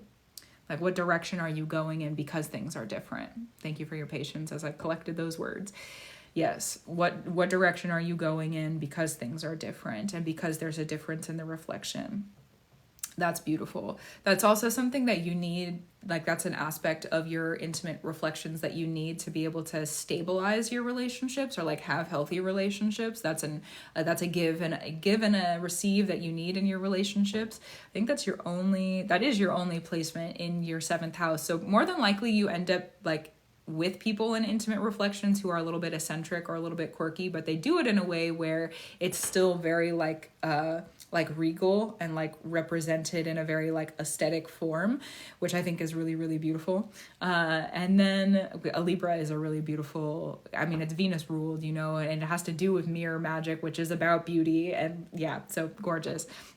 You may also find yourself doing different things with your looks when you are with people who you are intimately involved with, or like in intimate reflections with. So if you ever notice that you are like wanting to dress differently because you're going on a date, or you want to dress differently or present differently because you're hanging out with somebody, or like maybe you want to dress up more or something like that, that would also make sense because of this placement. And to amplify those relationships, actually leaning into that practice could be really helpful, and really like there could be a lot of joy that you find from that for yourself in doing that, which is really, really beautiful. And then when it comes to integrating through the process of like the body information, because that's the 6th house, is the body information, how our body integrates information, not just how the body integrates information, but also indirect communication. So not speaking directly on it, and not the direct sharing of information, but like, what does your body language look like, and what is not said that keeps things hidden possibly. And so grounding the unseen parts of yourself through that practice is really helpful if you are activating food magic and activating like workout magic, or like body integrations in the sense of like going on a walk or dancing or working out or practicing yoga or stretching, or however, meditating and focusing on the feeling of your body. There's a lot of different ways that that is applicable.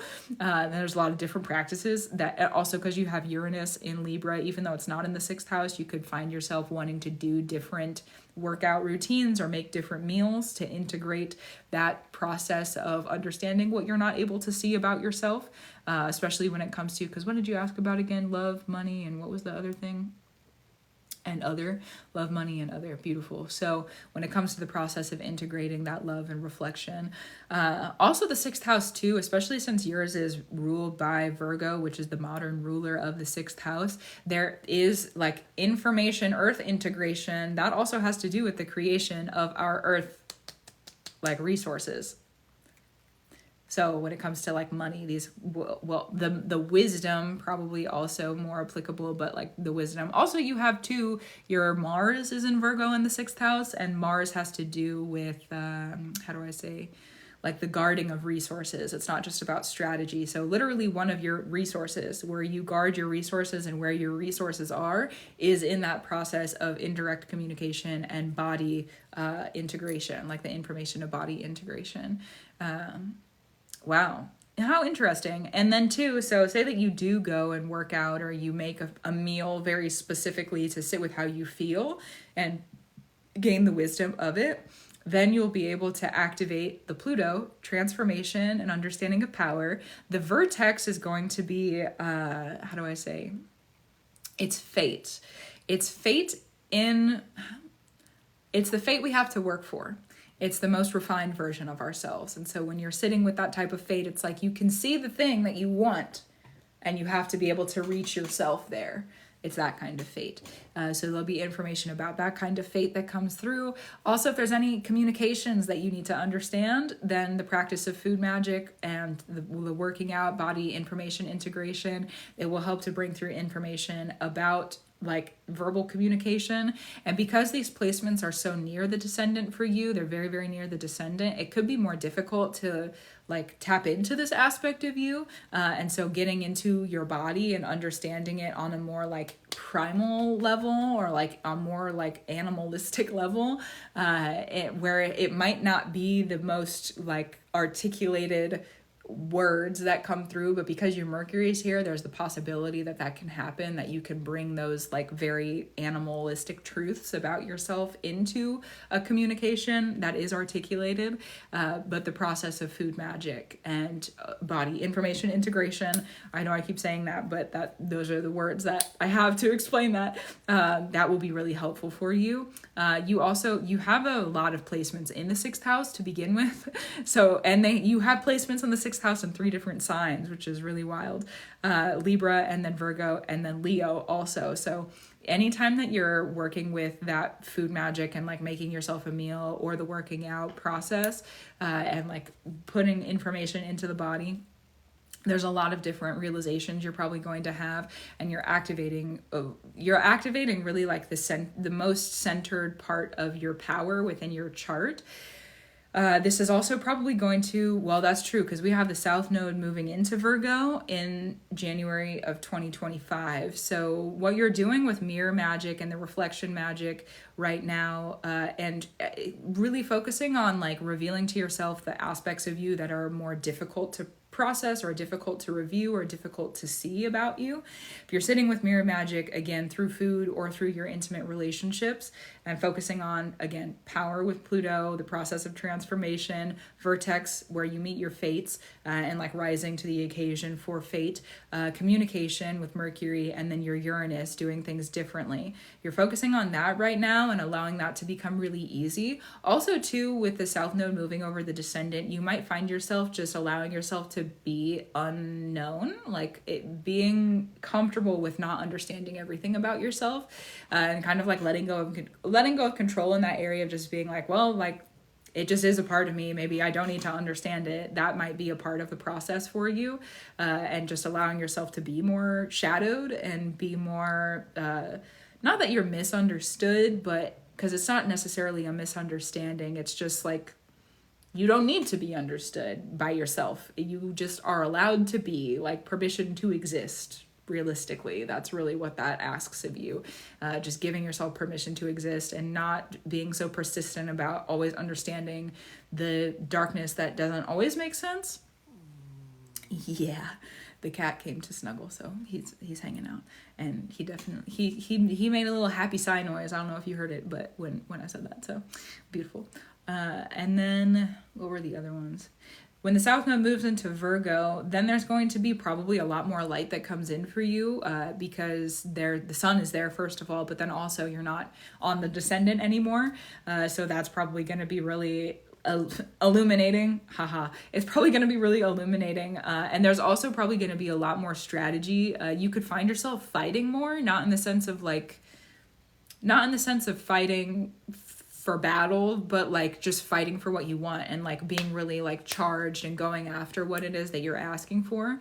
Right now, I feel like while the South Node's in Libra for you, is very much about that reflection and redirection within that reflection, especially because going over the descendant, it's asking you to let go, like letting go of things, letting go of what doesn't work for you, letting go of spaces that are not serving you, like letting go so that you can grow. That's also Libra, generally speaking. Like the South Node in Libra is very much about, if you want to receive something, what's taking up that space in that room, whether it be emotionally, intellectually, physically speaking, that you're still holding on to, that needs to be removed so that you can, yes, you're welcome, thank you too, so that you're able to receive what you're asking for. So in the big overarching picture, focusing on that process of removal and also receiving too over the next, until January. And then we have our next eclipse season. The next eclipse season that isn't in this lunar node season, that happens March of next year.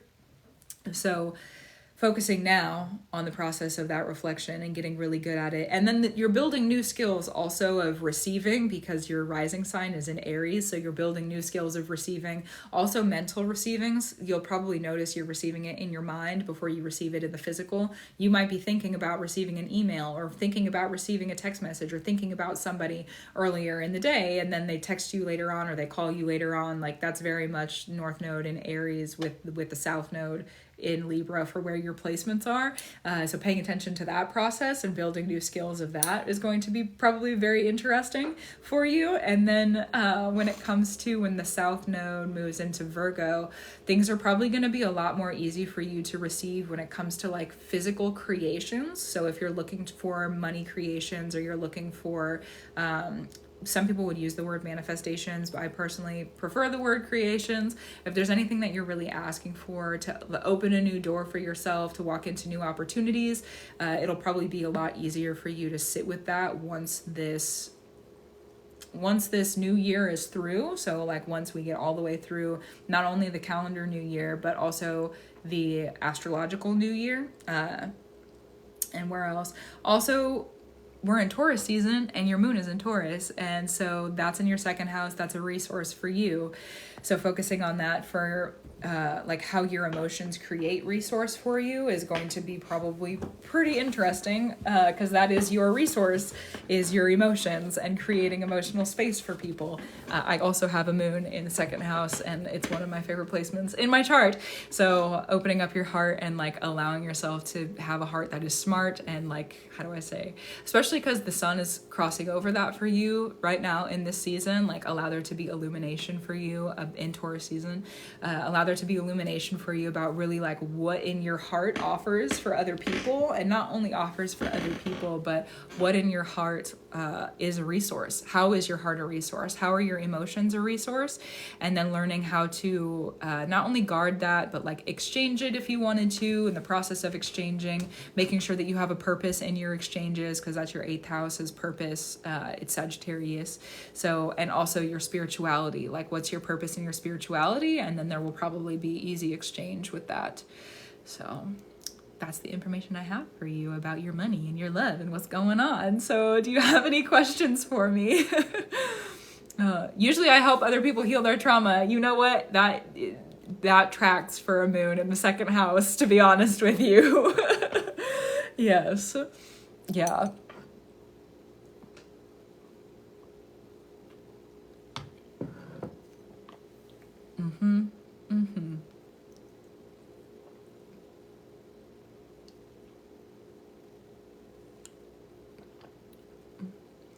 But yeah, if you have any questions, we can for sure talk about it and go over it. It's at my expense, but it seems like fate.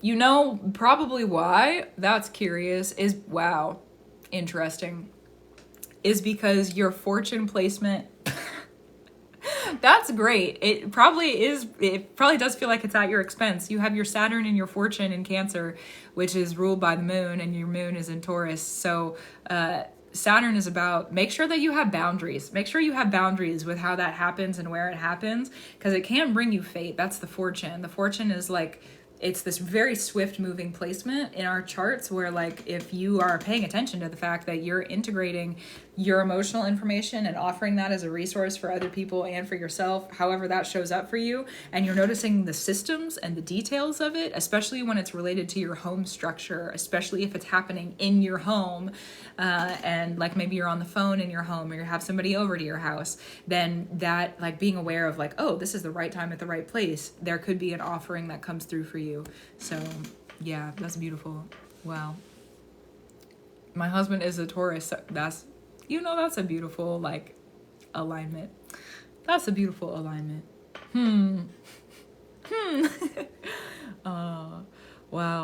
Well, thank you for the support. If you don't have any questions, then I will go ahead and call it through. But if you have questions, let me know. Or let me know either way, actually. Let me know if you don't have any questions, and then we can call it through also. Yeah, you're welcome.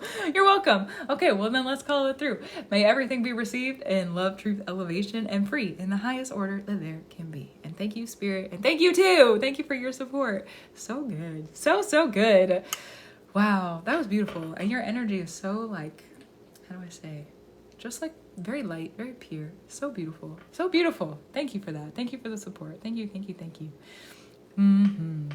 The Victoria is up next. So are you still here? Will you let me know? Will you send me a message? Will you write in the chat? Will you make sure I know you're here? Please and thank you. And then allow me a moment also while I get your information put into the system. Yes. Super exciting.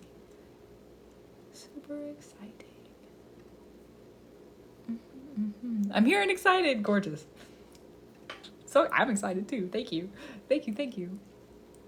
Let's check it out and see. First I have to return.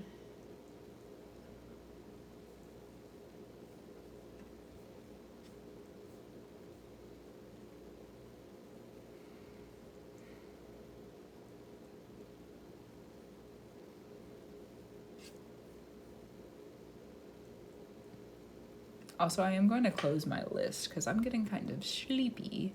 I'm getting kind of tired. So allow me to return and close that through just for now.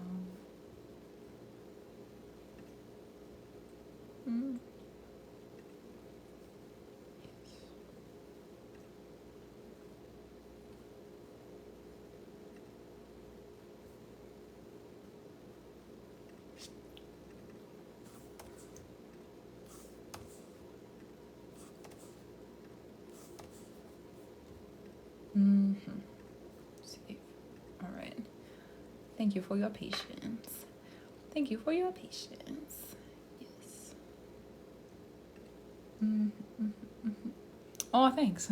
My nose. It's funny because, I didn't like my nose for a long time, but I've gotten so many compliments on it recently. So I'm learning to love it because everybody's been telling me, not everybody, but there's been multiple people recently who have been like, I love your nose. So thanks. I appreciate that. Oh, all right.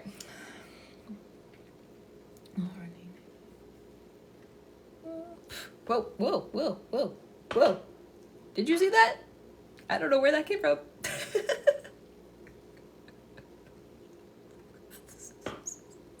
That caught me so off guard. I don't know if you saw that or not, but oh, there was a bug that just like right in my face. Oh, goodness.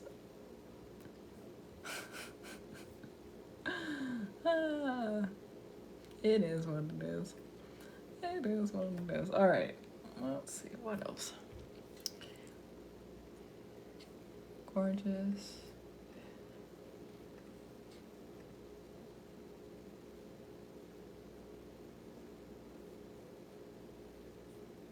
Oh.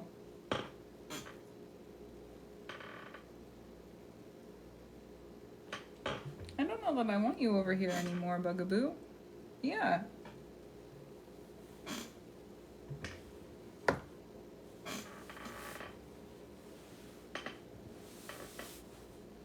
Okay.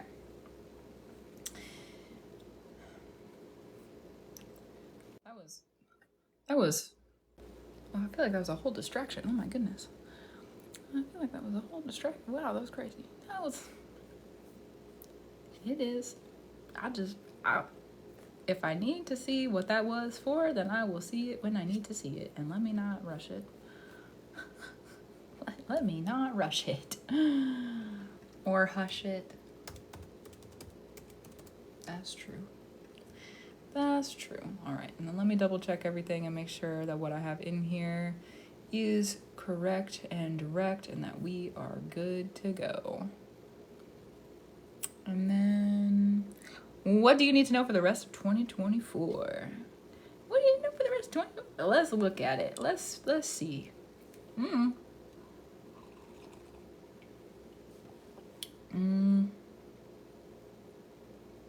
Actually, let me kind of absorb your chart for a moment. Because we have some... Is there anything that you're focusing on in your life? That might help me with direction. Is there anything that you're focusing on in your life that you... How do I say? Are wanting to learn more about, or like you're sitting and trying to figure it out, or anything that there's anything you're focusing on, anything that you like, because I don't want to give you information that isn't like applicable to what you're asking for the rest of the year. So is there anything that you want to like do for the rest of the year, or maybe like process for the rest of the year?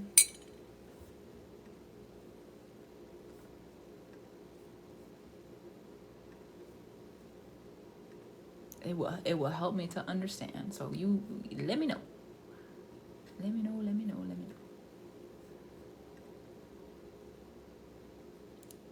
Abundance is being brought into my life in all directions. That's, you know what? As long as it's abundance that you're welcome in receiving, gorgeous. I love that for you. Career and love. Let's talk about career and love. I love that for you. Career and love. You do have a Sagittarius stellium in your 7th house. So interesting. Jupiter is moving into Gemini. Oh, curious. All right. Well, let's talk about love for a moment and we can talk about career. There may be some things ushered in. When does Jupiter move in? What's the date? Hold on. Let me give you a date. Jupiter and no. There we go. Because this Jupiter in Gemini dates. When is that happening? May 25th to June 9th of 2025. Literally for the whole rest of the year. All right. Thanks, Spirit. That's great. So May 25th, gorgeous. Interesting. for the interesting was a personal reflection. So May 25th of 2024 is when Jupiter moves into Gemini. Your rising sign is 1 degree in Gemini. So probably what's going to be happening, because Sagittarius is ruled by Jupiter. So, and you have a Sagittarius stellium, so you're probably going to be able to, until Jupiter moves out of... What are you doing?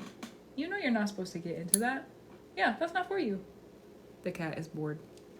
I'm not. He's just getting a little mischievous. But I'll let him be. Just don't knock anything over, okay? Thank you. I love you. There's probably going to be an ushering in of love. And ushering in, or the opportunity to usher in intimate reflections. It's basically like one big long Sagittarius season. Also, too, you could usher in at the start of this transit of Jupiter moving into Gemini. There could be an ushering in of like wanting to date, or ushering in new for your relationship if you're in a relationship, or ushering in new people, or ushering wherever you're at in your like relationship status or what you're asking for in love. Ushering in new when this transit starts for you is probably going to happen. And then when Sagittarius season comes around, there's probably a lot of things that are going to ground for you in the love regard and in the love aspect of things. So keep pulling at your strings, keep asking, keep making offerings, keep doing your work if you're needing to do inner work, because especially with South Node in Libra, we're definitely learning how to let go of previous situations so that we're able to receive. So if you're needing to reflect on like other relationships that you've been in, or what that looks like, or if you want to receive a certain type of partner, or receive a certain thing in your relationship, or that like the ushering in, when it comes to that, the ushering in, focusing on anything that might be taking up that space right now and allowing that to leave so that you're able to receive. That's like overarching big picture South Node in Libra.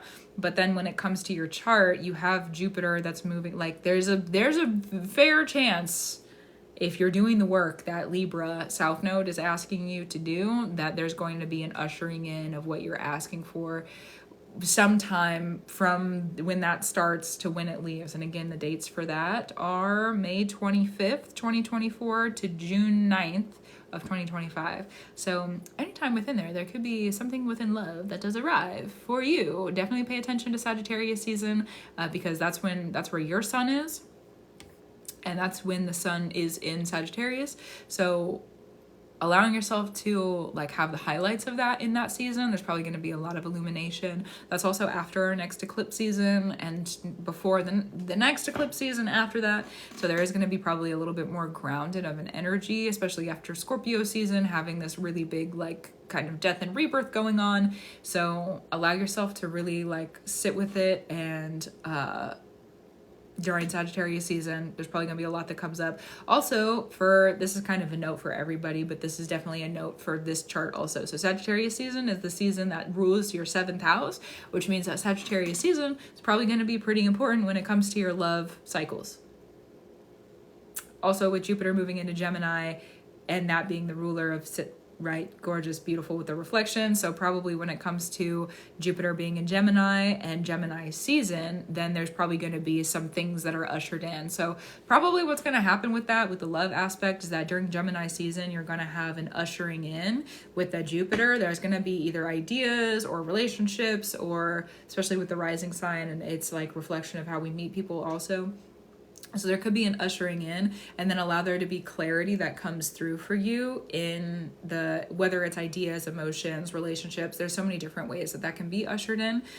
When it comes to the actual ushering in part of it, because you have a Pluto in Scorpio and your Venus is in Scorpio, because that Venus is in Scorpio, if you are asking for, I was talking about the process of the giving and the receiving, so like noticing if you're holding on to anything so that you can let go of it so that you're actually able to receive what you're asking for.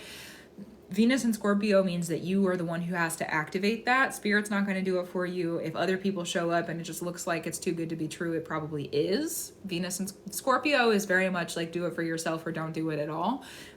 Or if you do it because it's brought to you because somebody else or something else brought it to you, then more than likely there's going to be a power exchange of some kind. So you're probably the one who needs to activate it. So understanding really what you want and why you want it and how you want it and who you want and what is it, where is it coming from, and is that really what you want?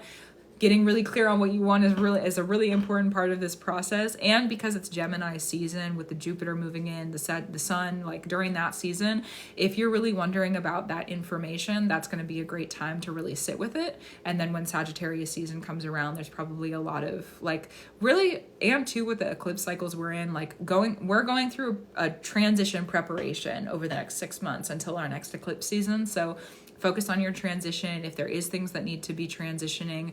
Also, our Libra energy is moving towards the new moon. It's moving towards the darkness. So allowing yourself also to let things go if you're needing to release, like there's a lot of like the process of removal is going to be important for you. Removing mindsets, holding on to other situations, removing friends possibly, or other relationships that might be getting in the way of that. I don't know your personal life, but that's a lot of what the focus of Libra is when there's release, especially if you're asking for a new relationship to come through, or you're asking for different aspects of relationship to come through. Like, what are you holding on to that's already taking up that space so that it can't move through? So that's the love part of this. Gorgeous.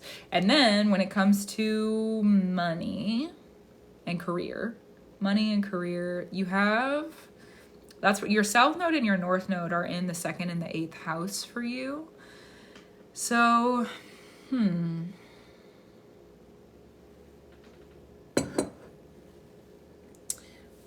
That's also true. Thank you, Spirit.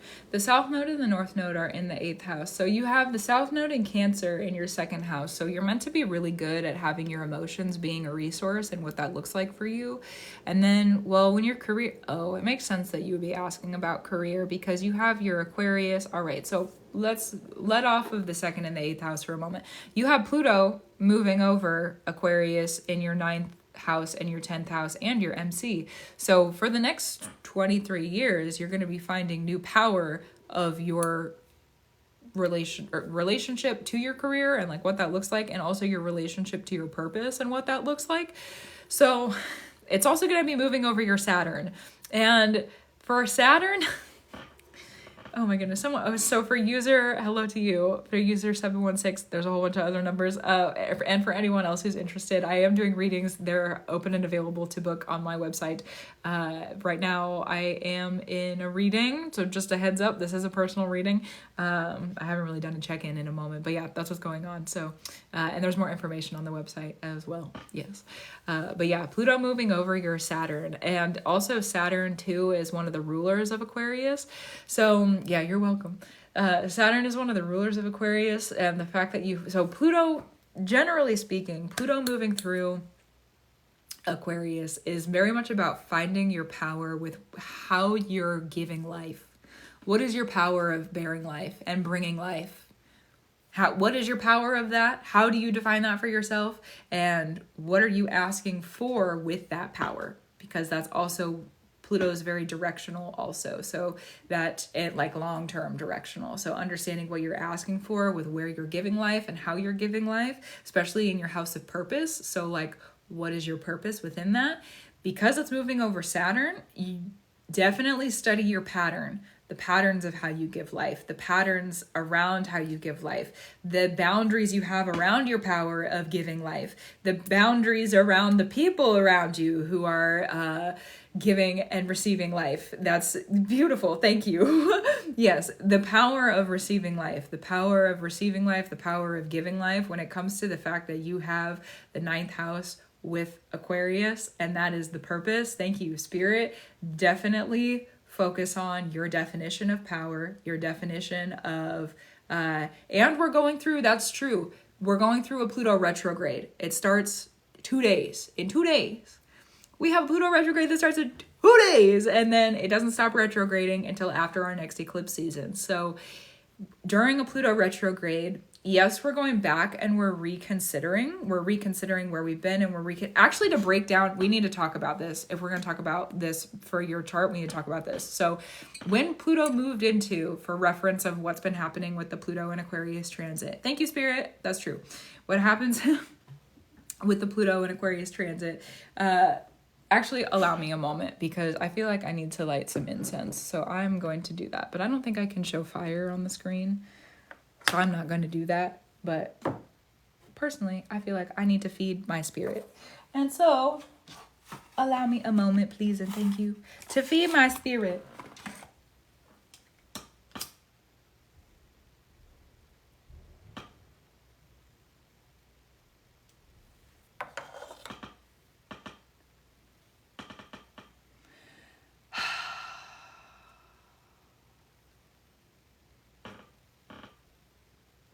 I love magic. I love it. I really do. I love it. Okay, so let's return to Pluto and Aquarius. Thank you for the patience. So, Pluto and Aquarius, when the sun moved into Aquarius, Pluto was conjunct with the sun. Crazy. That happened in whenever Aquarius season started. I don't remember the date off the top of my head. They moved together. They moved out of Capricorn together and into Aquarius together. Wild. They were like a couple hours off of each other or something like that. It was crazy. It was crazy. So we had like this big illumination of like what Pluto and Aquarius could be for us when that happened and what we were looking for and what was our journey going to be with Pluto and Aquarius. It was crazy. It was a crazy time. However, Uranus, one of the rulers of Aquarius, was like one of our only planets that was retrograde at the time, which means that we were having illumination and it was this beautiful, big, bright picture of what Pluto and Aquarius was for us. But we were looking behind us. We were looking at the previous 20-something years of what our for you purpose, like what was your purpose in that? What was your career picture for the previous 20-something years and your power in that? All right. When Uranus goes direct, I think we were already in the shadow period of the Pluto retrograde. So like there's a lot of this already. Like we're already in the process of this like reconsideration of where we're going and what does that mean and what is the power of our Pluto placements and what is the power of how we give life and where we give life and what does that look like, and for you, what's the purpose of it and what's the order of how you give life and what's the power of the order of how you give life. That Saturn makes that so detailed. Now that we have a Pluto retrograde coming through, we're having the ability to actually like walk back and bring some new things with us, bringing through the new ideas, bringing through the new direction. So because Uranus was retrograde when the Pluto and Aquarius transit started, we were already looking behind us. We were already looking at where we've been and what we were doing. So now we're reconsidering with this Pluto retrograde, what is our power? We've been learning about the definitions of power with Pluto and Aquarius for the previous couple of months, but with Pluto retrograding, we're going to be able to reconsider what is our journey actually going to look like. This is kind of our final reset before how do I say? It's like a reset, yes, but I feel like there's another word that would be easier for this moment. It's a reset. It's not just a reset. It's not just a reconsideration. It's a reconsecration. We don't very often have the ability to reconsecrate something. It's a beautiful opportunity to reconsecrate. So for you with your purpose and your career, and also it goes over the 10th house, so hierarchies, how you're involved with hierarchies, the bosses, the people who are underneath of you, systems of hierarchies like government, politics, those types of structures and systems and their hierarchies. Also the hierarchies of generations and how you fit into that. There's a lot of different ways that that's applicable. So on a personal level, use your discernment and sitting in that energy. So there's a lot of kind of the big overarching picture for you, and also how that is related to your career and what you're doing that people can, see about you and relate to you and like look at you and view you and be like, whoa, that's what they're doing. So when it comes to that energy, so reconsecrate, I feel like let me define that just as a, even though it's not your reading, I feel like that's actually important. So consecration, in my personal definition of that, I feel like consecration is, there's stuff happening in the spirit. To consecrate it is to bring it to the earth. To consecrate it is to bring it to the ground. to bring it to the human realm, to bring it to the here, instead of it being up in the spirit. So we've had this reconsideration. We're re-talking about what we want to do for you in this area of purpose and your power of that, and with the Saturn, the systems that are involved in your purpose, and the systems of how you're giving life, and the details and the boundaries around that giving of life. Beautiful, gorgeous, love that. And also how people see you in your career. Beautiful, gorgeous, love that too. Beautiful, gorgeous. With reconsecration, it's like you've already consecrated a direction. You've already consecrated that purpose. You've already consecrated it. To reconsecrate it is to have the opportunity to, in those reconsiderations, what are you actually wanting? What do you actually want to do? There's been a consecration when Pluto and Aquarius started, but since we're going through this process of reconsideration, we're relearning things. It's like, what direction do you really want to go in? With the reconsiderations that are happening in spirit, what are you going to consecrate for now? For the new wisdom that you have about your power. Since at the beginning of this, we were looking at the return and the reconsideration, and what does that look like? And that is, so reconsecrating, the reconsecration. Also too, paying attention to your systems of this purpose and the systems of your power. Since Saturn is involved with this, definitely keeping boundaries around your power of giving life is going to be super important. However you define that for yourself. Especially too, because what year were you born in? So you've already been through your Saturn return. So what did you learn in your Saturn return that was really helpful for you when it comes to boundaries, when it comes to your time, because Saturn rules time also. Looking back at that period of your life from like 27 to 29 and how you refined yourself. What did you find about yourself? The boundaries you found about yourself. What did you need to help keep protection around you and direction around you? Like reflecting on that is probably going to be really helpful as Pluto moves through this space, because you're going to be asked to really sit in the power of that. Also some like reflection information. Aquarius is the air that is the ozone layer. It's the farthest air away from our Earth. And so it is also a warding spirit and a warding energy because it's a boundary and it borders the Earth's air from the outer space. And so having that boundary is also probably important that you learn about how you have boundaries around the life that you're giving, and around the life that you are bringing through, and like how do you surround that. For example, say that you are making coffee. I love coffee and love making myself drinks, and I feel like this is a pretty common example. So this is what we're gonna say with. Say that you're making coffee and you're doing it in a way that's like really grumpy. And you're not really happy about it, and you're doing it, you're not really happy about it, you're grumpy, you're making your coffee and you're grumpy. That's how you're surrounding that life that you're bringing through, because eventually there's going to be a coffee in front of you. You're going to have life to consume, to bring in. But if you do a grumpy, that means that you've surrounded that life with grumpy energy, which means you're also going to consume grumpy energy. However, if you have Scorpio in the 6th house, so food magic actually is important for you in this practice. Beautiful, love that, gorgeous. So if you're able to surround that coffee and the process of that with a whole bunch of joy, then you're also going to bring through joy when you drink your coffee. Gorgeous! Noticing the details of that practice and how you do that for yourself, probably really important while you move through this. So, do you have any questions about what else to... Well, okay, so actually let me because you asked about 2024. So before I close the door, let me clarify. Before 2024 is over, you'll have reconsecrated your direction. November, December is when Pluto moves back into Aquarius. So that's like we're re-beginning again. We're starting over again. So definitely just sit with like if there needs the lessons of everything I just talked about with power and the Pluto and Aquarius.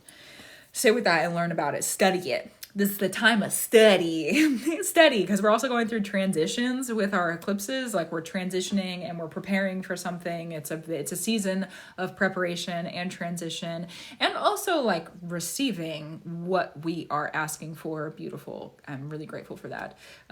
So yes, there will be a reconsecration before the year is over, but definitely sitting with those studies is going to be important for you. So yes. You have any questions for me before we're done? You have any questions for me before we're through? Any particular tools that you should use other than food magic? Other than food magic. Definitely. Let me return to your chart.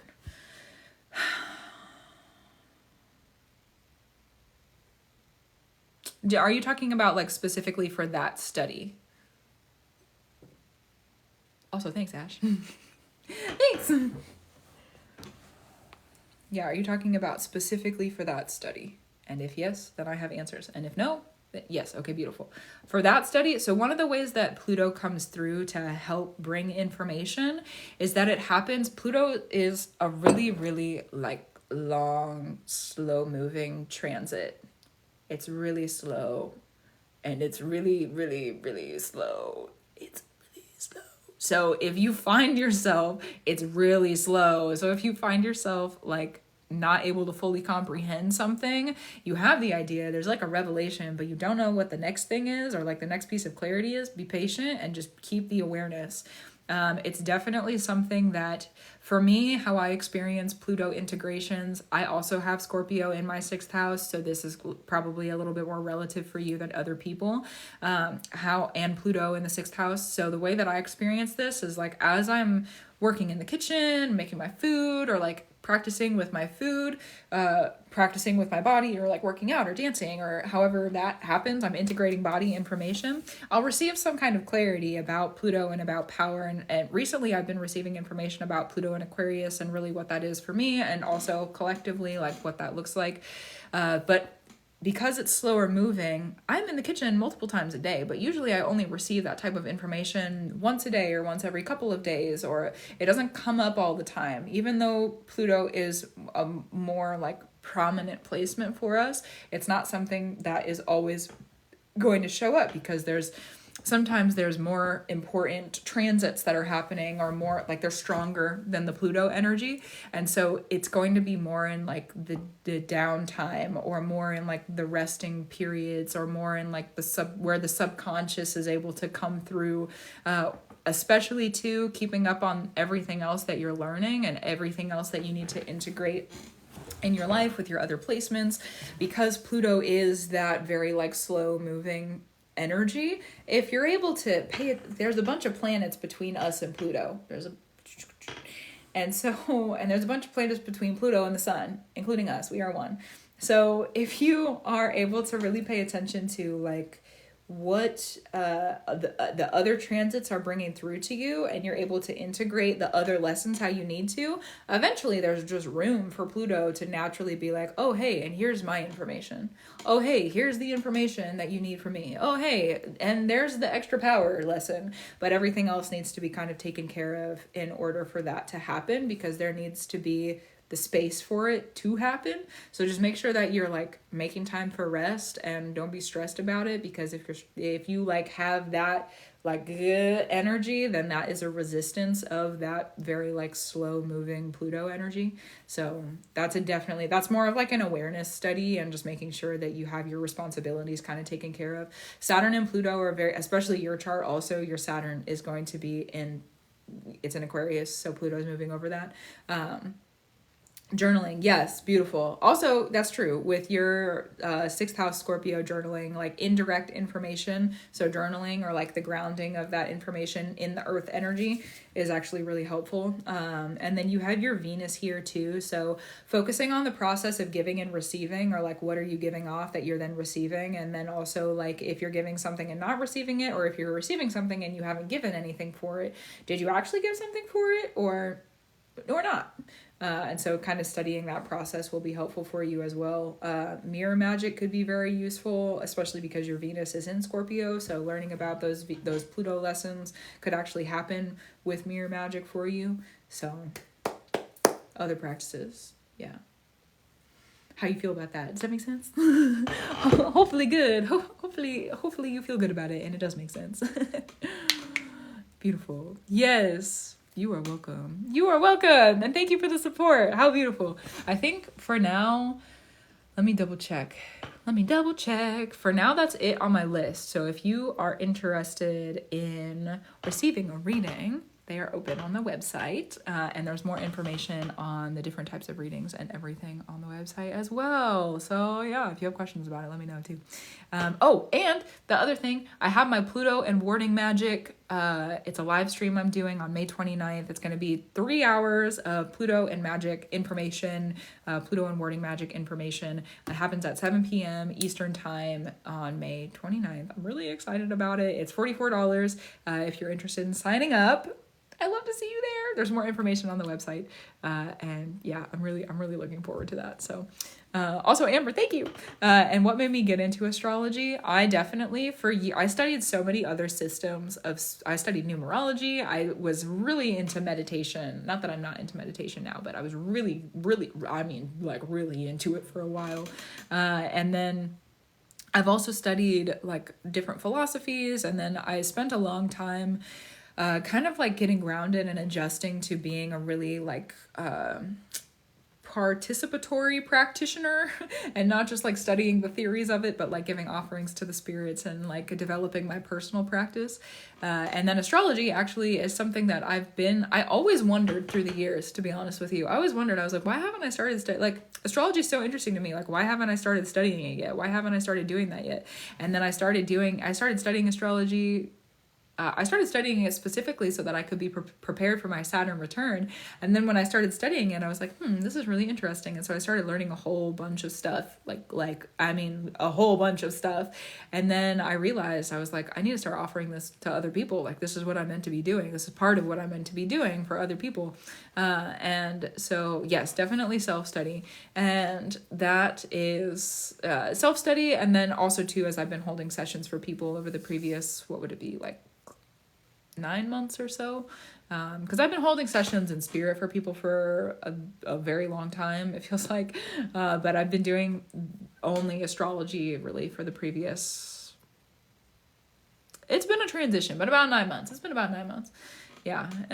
So that has been interesting because there's all this other, but now I understand why I wasn't able to get into astrology before. Like, I had to have the magical foundation, I had to have the spiritual foundation, I had to have the practitioner foundation, and through all those other spaces in my life where I have fundamentals and I have practice and I have foundation, I'm able to show up and be a really healthy astrologer. Not that there's not other, not in comparison, but for myself. And I'm able to show up in a way that is really healthy for other people as well, I feel like. So yes, is beautiful, beautiful, beautiful, beautiful. How often do I go live for readings? My trajectory, or like what I would like to do right now, is like about 3 times a week. I just started doing my live stream readings again today. Hey. So yes, that's I don't have like a schedule, but that's my asking for. I'm learning to just go with the flow more, so there's also that. Yes. Which returns stand out the most? I think that depends on the chart, to be honest. It depends on the chart. It depends on like what's going on in a person's chart. It depends on if they have retrograde. It really depends on a lot of different things. But definitely, yes, the lunar nodes are definitely really big returns because lunar nodes oppositions, they happen in the 9 years in between the 18.5-year cycle. And then the lunar nodes happen those are really big life turning points. It's like midlife crisis, quarter life crisis kind of moments where you're like discovering these new aspects of yourself and things are really changing and you're reconsidering your entire life. So those are really, really big returns. That is, yeah. That's what I have for you on that one. Also, who was that? Is it Gianna? Love a class. I'm hosting a Pluto and Warding Magic class. I guess that is a class or course on May 29th, if you would like to show up for it. I need to add to it that it's going to be, I think I'm going to record it, but I need to figure that out first. I'm going to record it and put it up for later. But yeah, so if you're interested in that course, I'm going to be doing over the next, I don't know how long, but I'm going to start, I am starting to do courses, like lecture style courses with questions at the end, so that people, because I noticed in my sessions and my readings with people that there's like consistent themes, there's consistent things that people want to know about, and there's these consistent things that come up, and it's like, well, okay, well, let's just teach a course on it so that people can receive it and like receive it how they need to, and then go and sit and study and practice it how they need to. So that's what is happening for that right now. So if you want to sign up for that, that's on the website. And if you have questions, let me know. Yeah. Also, thank you, Jules. Thank you. Yeah. Oh, so good. So good. Yes, welcome. Is it Star? I don't know exactly what your name is, but I do have readings up and available on my website if you're interested in receiving a reading from me. There's more information up there, and let me update it. Actually, I don't think there's any more that have come in quite yet, but let me have a look. See. Yeah, so all the ones that are here, they are done and through. So yeah, so if you're interested in that, they're up on the website. But yes, I can do that for sure. Oh. Moon and Saturn and Gemini. That sounds like a personal question. That sounds like a personal question, which sounds like a personal reading. I am excited for Gemini season. I am very, very excited for Gemini season because what happens in Gemini season? Speaking of Saturn, I've been in a Saturn season for 3 seasons in a row now. Do you know how many seasons of Saturn that is? That's so many. A whole three, because Pisces season was for everybody. We have Saturn in Pisces right now. So everyone was like receiving Saturnian energy. You sent one in. Oh, I did not see it. Why is my website not updating? Let me log out of this and then log back in and see if it comes up. I haven't gotten any Did I get a notification? No, I don't think so.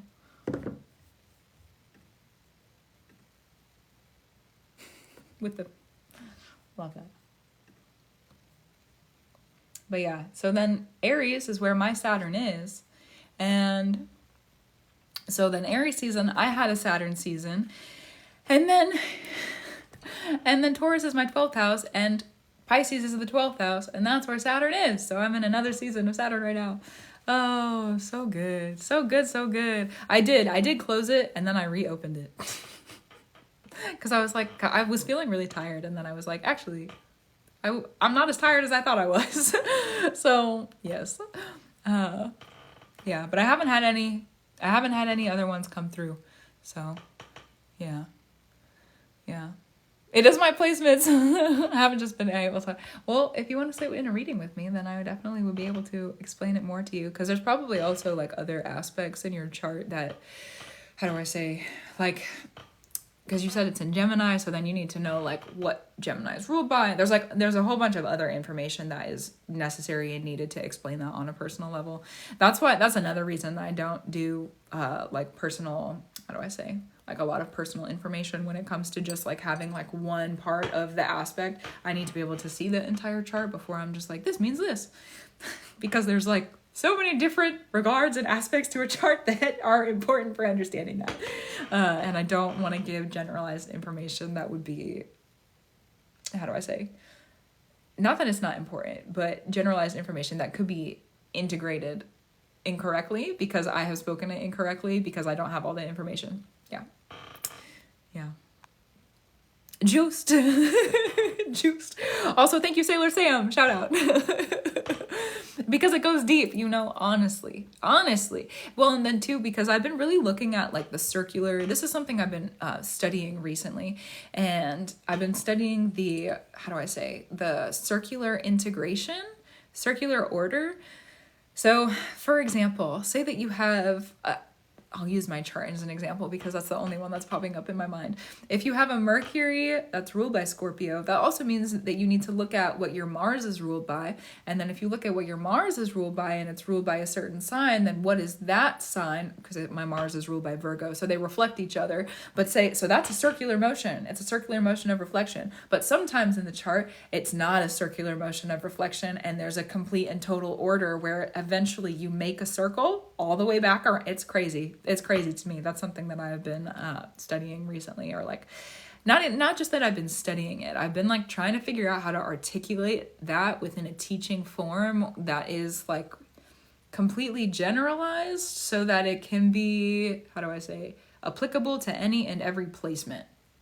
Because it's like if you have this placement that's ruled by this sign, what is this sign ruled by? Okay, so then let's look at that planet. What is that planet ruled by? And then what is that ruling planet of that sign, and so on and so forth. And eventually there's a circle that usually most of the time there's a circle that comes through. And so in that circle, there's like if you wanted to say like create something with one of those planets or one of those placements, or you're looking for more of one of those planets and placements, that means you need to be in that circular order of the ruling of the planets and the placements. Because if you're in the circular order of the planet, then you realize the order and the structure that things need to be done in. Crazy. It's crazy. But because it's so in depth, I don't know how to like be like, I guess I just explained it to you, you know, but I see it. It just came through. Yeah, I don't know how to like specific. I haven't fully articulated it for myself, I don't think, you know. So that's just what it is. Oh, hi Sam. Oh, love you. I see it now.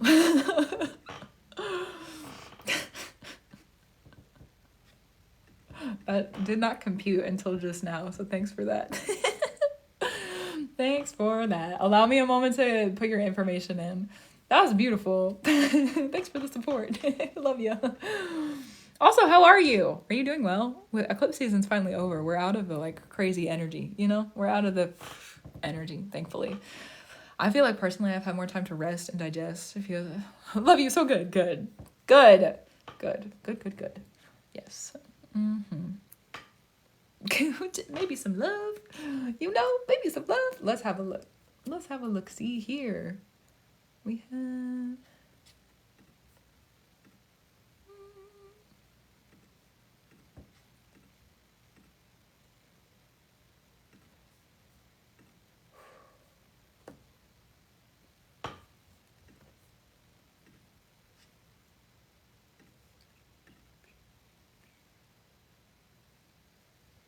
Here we go. This is like the one part of my live streams where I always feel so awkward because I can't talk. It's so hard for me to talk and actually put in I'm not good at multitasking. I'm just really not good at it. I'm really good at multitasking if it doesn't involve the communication part of both of them, you know, like looking and reading information and then also talking at the same time. Like I do not compute like that.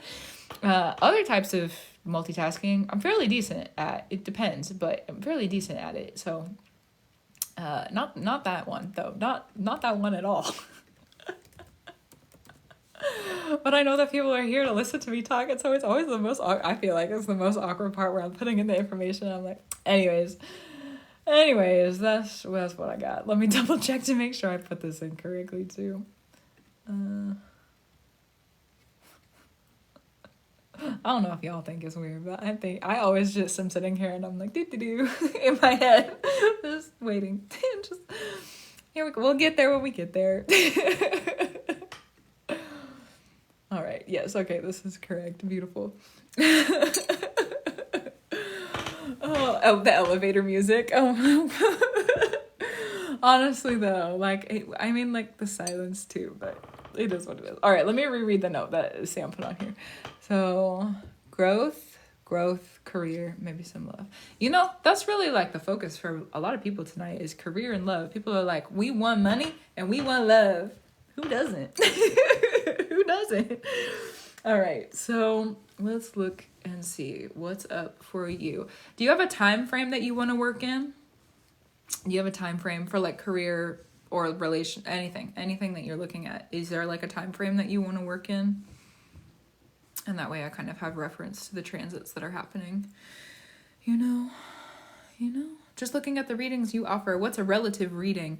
Relative reading is, so the ones that I've been doing, if you've seen the other readings that I've been offering, these are mini relative readings. The relative readings get into more talking about not just the relativity of what's happening in your chart to what is going on in the sky, but also I go more in depth with the, how do I say, like the skills of your placements and how your placements work together rather than just talking about them in reference to like what's happening with our transits or what you're looking at with your what you're asking about, because there's, you know, what it is you're trying to figure out. So it's very much more centered, well, not more centered, but there's more information about that specific like transit and how it's affecting your placement, if there's any practices in your placement that could be involved. It's just more involved with the information. There's more information about the specific placements in your chart rather than just the relativity to the sky. But it does involve the relativity to, it is a relative reading,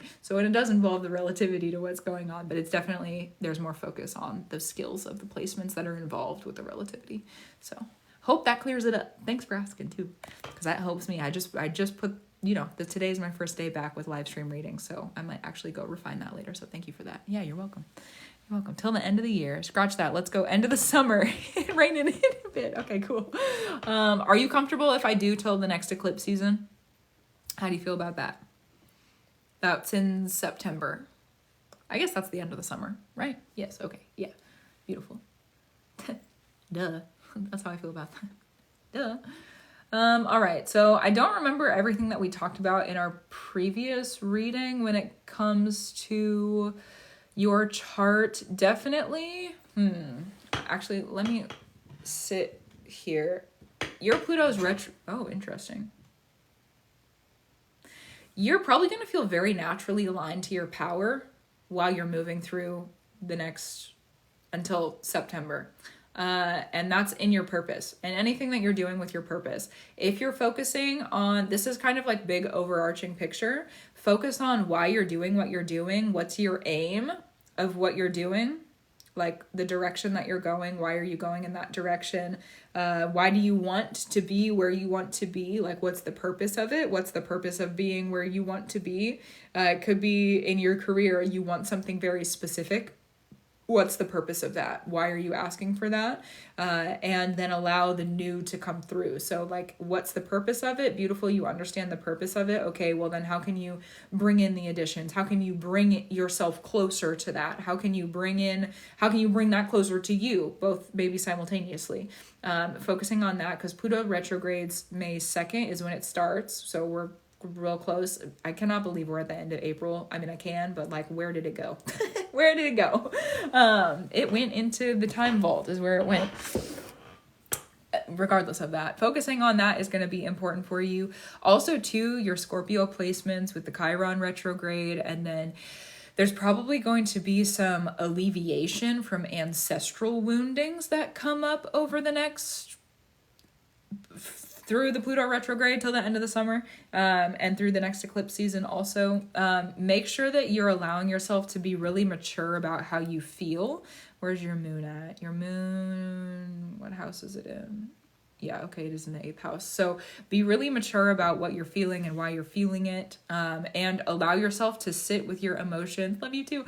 Allow yourself to sit with your emotions all the way through. If you can sit with your emotions all the way through, you're going to know exactly what you need to do. So say that there is, we're going to use career as an example. Say that there's something specific in your career, you're asking for it, you know and understand your purpose of why you want to be there and what the opportunity is, or what the change, what the transition, where is your destination, and why is there a destination, and what is your purpose in that destination. You have defined it for yourself. You feel great about it. It feels great, it feels comfy, it feels good. Sitting with your emotions to the fullest extent in that process, and also while you're bringing in the exchange of that transition from the old into the new. So it could be you need to put out applications, or you need to go and talk to people. Also understanding that the process of those transformations is not going to happen. It is not going to happen if you do not personally activate it. That's part of the Pluto transition and transit, especially Pluto retrograde. You're the one who has to activate it. If you find yourself receiving opportunities and experiences that you did not ask for and that you did not activate, definitely question them and why they have showed up and why they are there and what is their purpose. Not to scare you, but just it might not be in your best interest. There might be somebody who is looking for your your power through that. So just make sure that you question it. Why are they there? What do they show up for? And why are they asking for you to go through that door of that opportunity? And definitely, again, understanding your purpose. So it could be that there's an opportunity that shows up and is knocking on your door, and you realize your purpose in it, and not just your purpose in it, but what is their purpose? Why have they asked you to show up in that also? Because relationships, you asked about relationships. So yes, beautiful. Reflection stagnation through has been big. Promoting through acting is interesting. Yes, beautiful. When it comes to Pluto placements, especially a Pluto retrograde, to be honest with you, that is like, if you're not the one activating it with Pluto, more than likely it's not going to happen, because Pluto has a lot to do with our will. So if you're willing it, are you willing it? Are you acting on it? Are you creating it? Are you initiating it? Are you doing that? Then probably you've started the process of receiving what you're asking for and receiving that transition. But if you're not, thank you for the gifts. If you're not doing that and there's something that shows up, probably there's someone who has activated their power being received from you. That's icky, unless you decide that it's not. Personally, I don't like those kinds of people though. So if you are really, that's my personal opinion, so sit with your discernment. If you're asking for there to be relationships or career, any type of transition, because you have Pluto in your 9th house, and with the Pluto retrograde, your Pluto's retrograde, so you're about to be in a really comfortable position to sit with your power and to really work with bringing in the new, and so like your transition is going to feel more natural over the next however long until that transition is done through the next eclipse season. So it's going to, we're also focusing on, that's true, through the next eclipse, or through where we're at now. Oh, interesting. And your rising sign is Pisces. I feel like we might have gone over this in your session previously, but maybe not. The rising sign is how we usher things in, is how we bring it in. Bring in the new, bring in the opportunity, bring in the people, bring in the career, bring in the money, bring it in, usher it in. You want to ring it in, bring it in. That's the rising sign.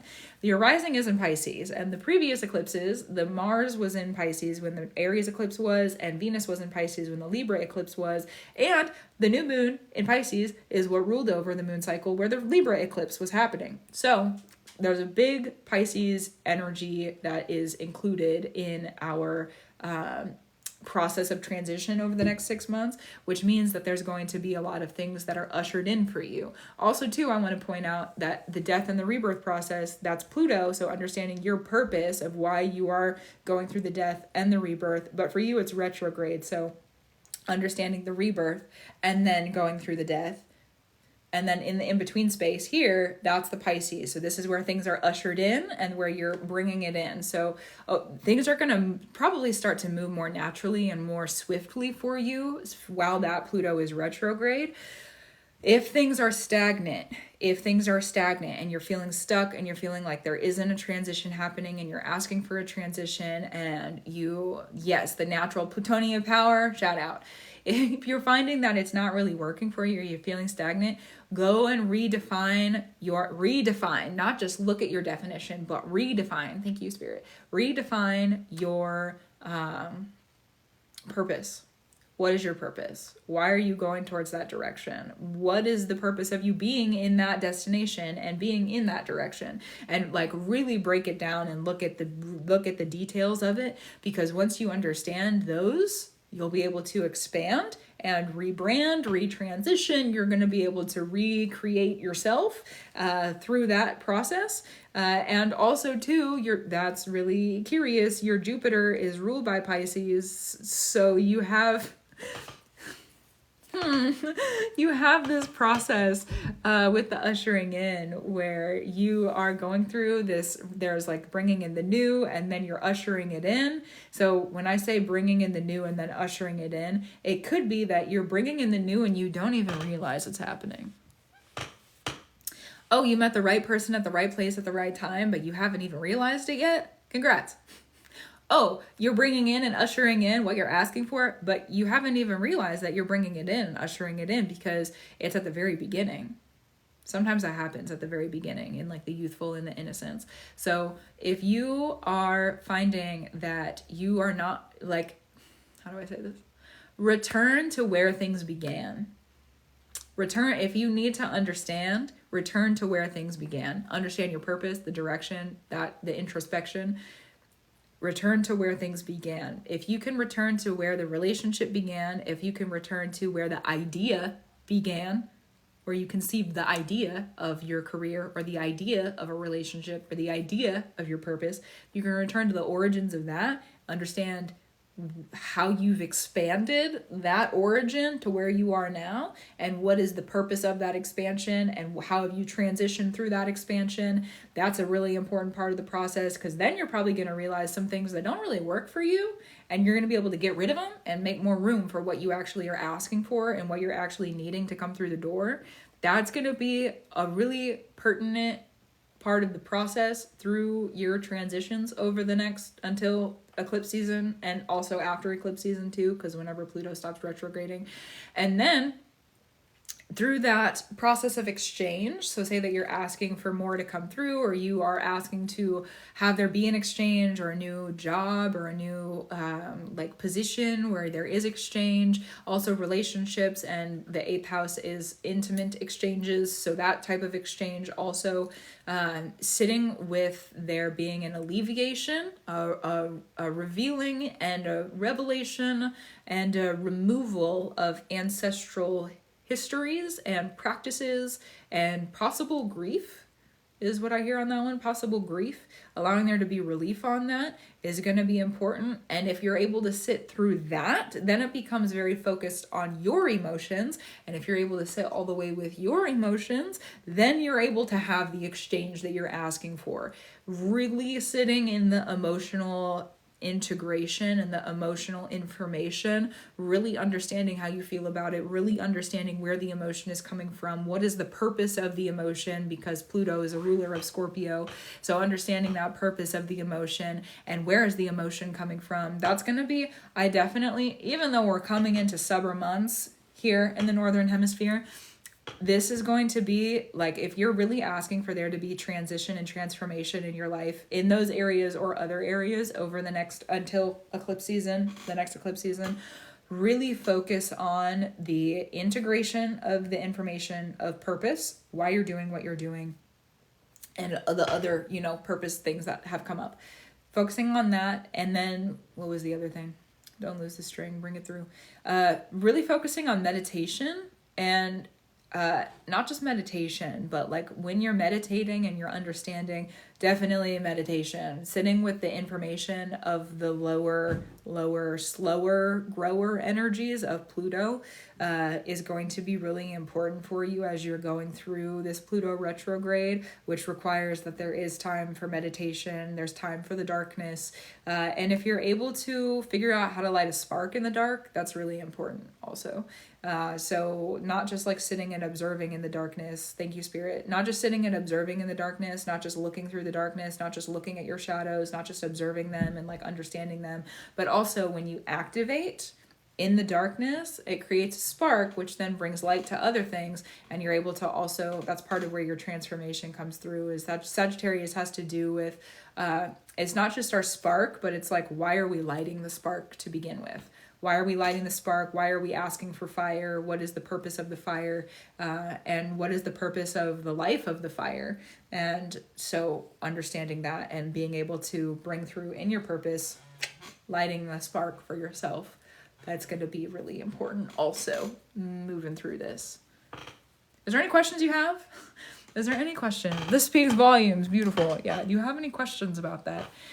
Definitely sitting in your room, self-study, super important. And then activating what you've learned from your studies for transformation. No questions. Beautiful, gorgeous. May everything be received in love, truth, elevation, and free in the highest order that there could be. And thank you for your love and for supporting me. And I love you. Thank you. Thank you, thank you, thank you. So good. That's so good. Wow. Wow, wow, wow. I forgot how incredibly, intense your chart was until looking at it again. Beautiful, beautiful, beautiful, beautiful. Yes. It was great. That was really good. That was really good. That was really good. My list is still open if you are curious and interested in receiving a reading from me tonight. How does one get a reading? Beautiful. So there's options on my website.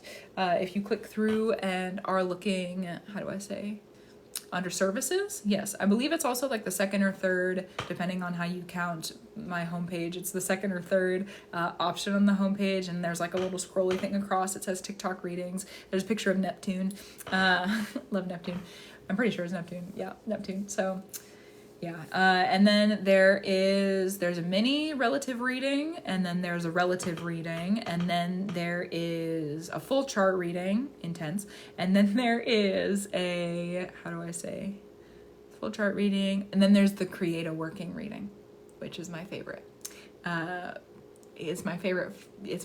I love creating workings with people, so yes, I'll check it out. Yeah, thank you. Yes, and if you have questions, let me know. If you have questions, let me know. That's what's up. Yeah, I can't believe too, there's a lot of things that came up with the astrology of like our current time earlier. I just can't believe that the dark moon is moving into, that was what we were talking about before all these readings came through. Beautiful, gorgeous, love that. I can't believe the dark moon is moving into Libra 2 days before the next Libra eclipse.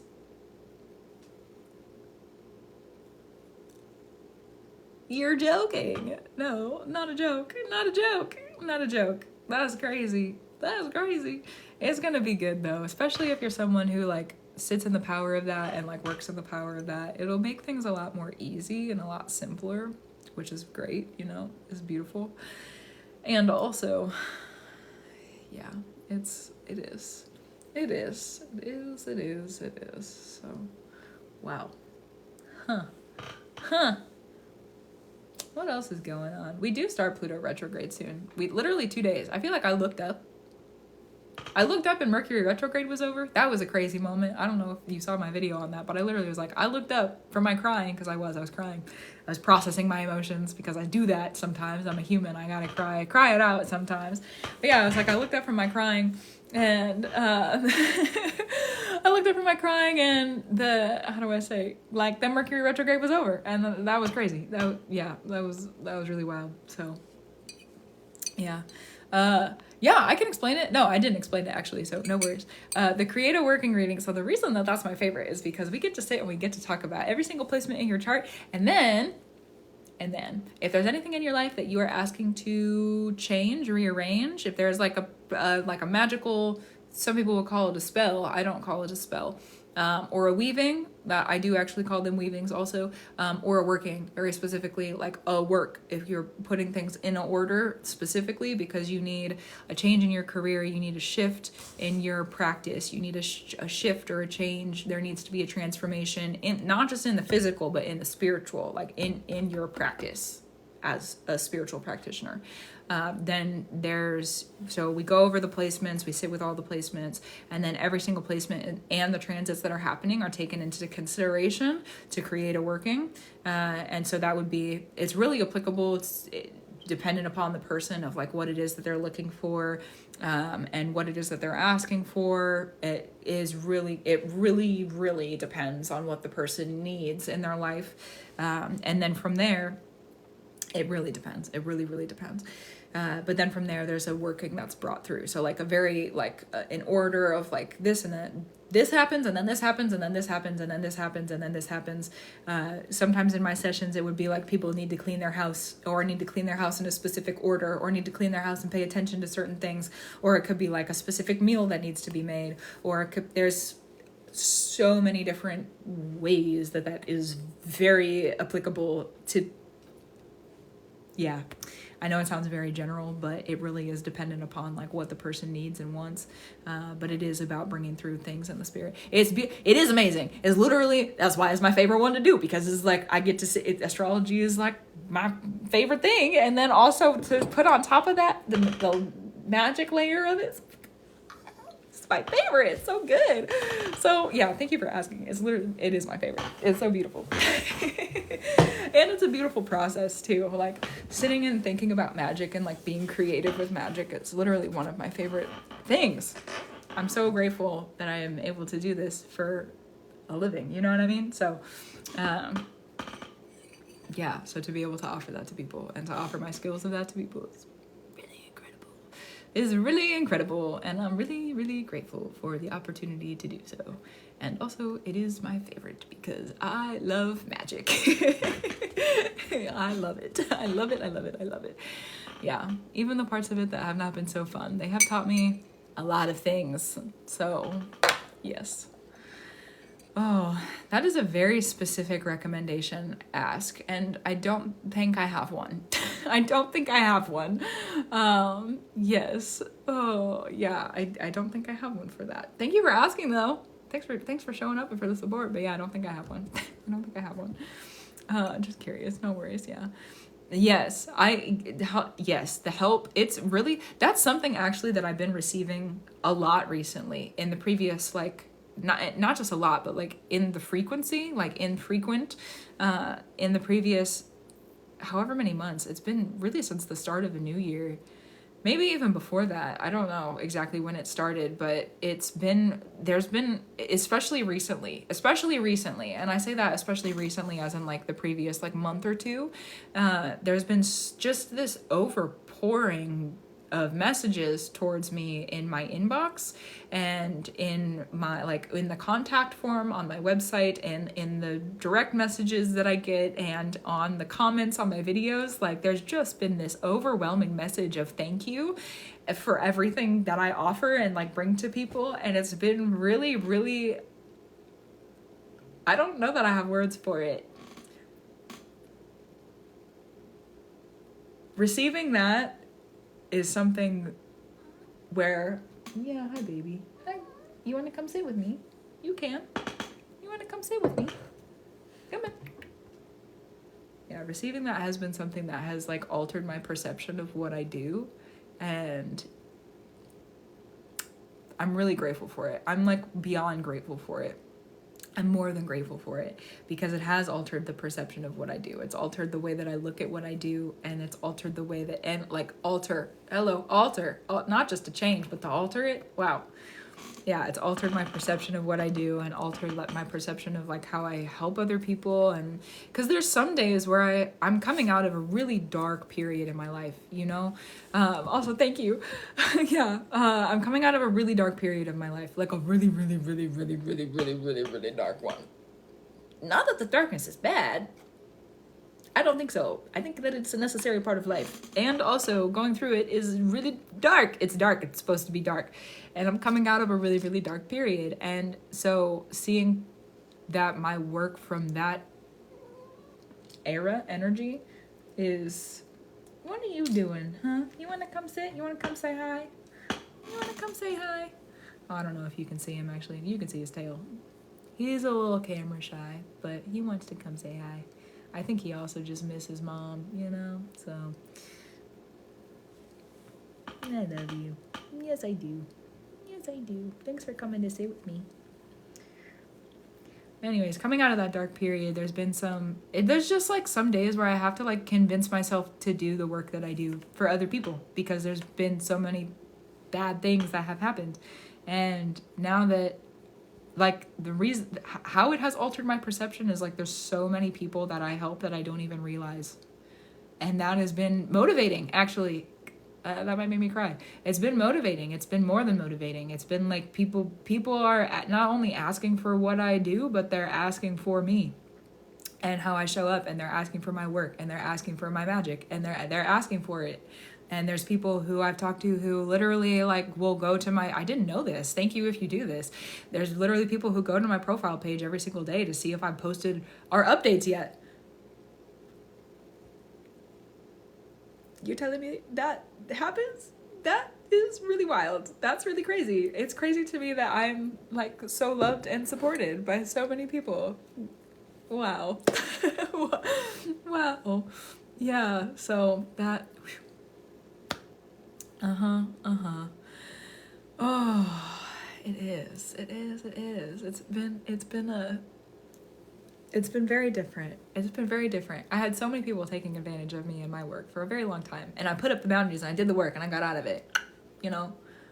But now to like have removed that and be receiving the love from it, it's really wild. It's a really, really crazy thing. It's not even, I don't even know that I would call it crazy. It's just like, what... Do I have the words for it? It feels like poetry. That's what it feels like. It feels like poetry or a painting. It feels like something that is indescribably flowering in my life. And I don't know that I have the words for it. So, yeah. Also beautiful. Also beautiful, thank you. What are my energies? I think I'm mostly air and water. I'm fairly certain. I love the way you paint. Oh, thank you. Thanks. Thank you. I know. I'm really excited to go and receive more painting supplies very soon, because I used to paint very frequently, all the time. And I haven't been doing that over the previous many years because I had other things I needed to work through. It is what it is. I burned all my paintings in the previous summer, so like about a year ago. I burned them all. There's like over 100 of them. They're all gone. They're done. They don't exist anymore. They're gone. They're finished. And that was really good. It felt really empowering. It needed to happen. And now recently I started painting again. And so I really am excited to grow my because there was a lot of information. This one is the one that I did most previously. It's so beautiful. I love it so much. But that's the one I did most previously. And so there's like all this information that was coming through while I was painting and like after I was painting, and crazy. I just realized how powerful my painting actually is as a practice, like a magical practice. So I'm really excited to move more into that. So, good morning from Germany. Hello to you. It's like, what time is it here? It's like 4 a.m. here. So I guess it's good morning here too. Technically it's the witching hour, but it is. Yeah. Oh, yeah. Which you obviously did. Thank you. Thank you for that. I meant it in a symbolic way. Oh, thanks. That too. That too. That too. Yeah, thanks for that. Oh, goodness. Yeah. It's really beautiful. Well, 11:53. Well, welcome from your time zone. That's one of the most, I think about that all the time, how there's so many different time zones and like experiences where people can just show up on the internet, and that's crazy to me. That's a crazy thought. Oh, I hope you enjoyed the sister chart reading also. That sounds fun. Wow. But yeah, that's, wow, the literalness of have you slept? I wake up in the afternoon. So this is my daytime, even though it's nighttime. This is my like working hours. Yeah. I don't normally, my sleep schedule has been changing actually recently. So like for a very long time, I was waking up at like 3 in the afternoon or like around that time. But recently, well, today specifically, I slept like 12 or 13 hours last night. Hey. So I'm pretty rested. Yeah. All the lives being lived. It's so wild. It really is, honestly. It really is. It's like, yeah, it's like the nightly knowledge. Definitely. I love the moon. I love the nighttime. Love it. That's why I'm here. Yeah, all the lives. It really is so wild. I've gained this new perspective recently of just like how many different kinds of people there are.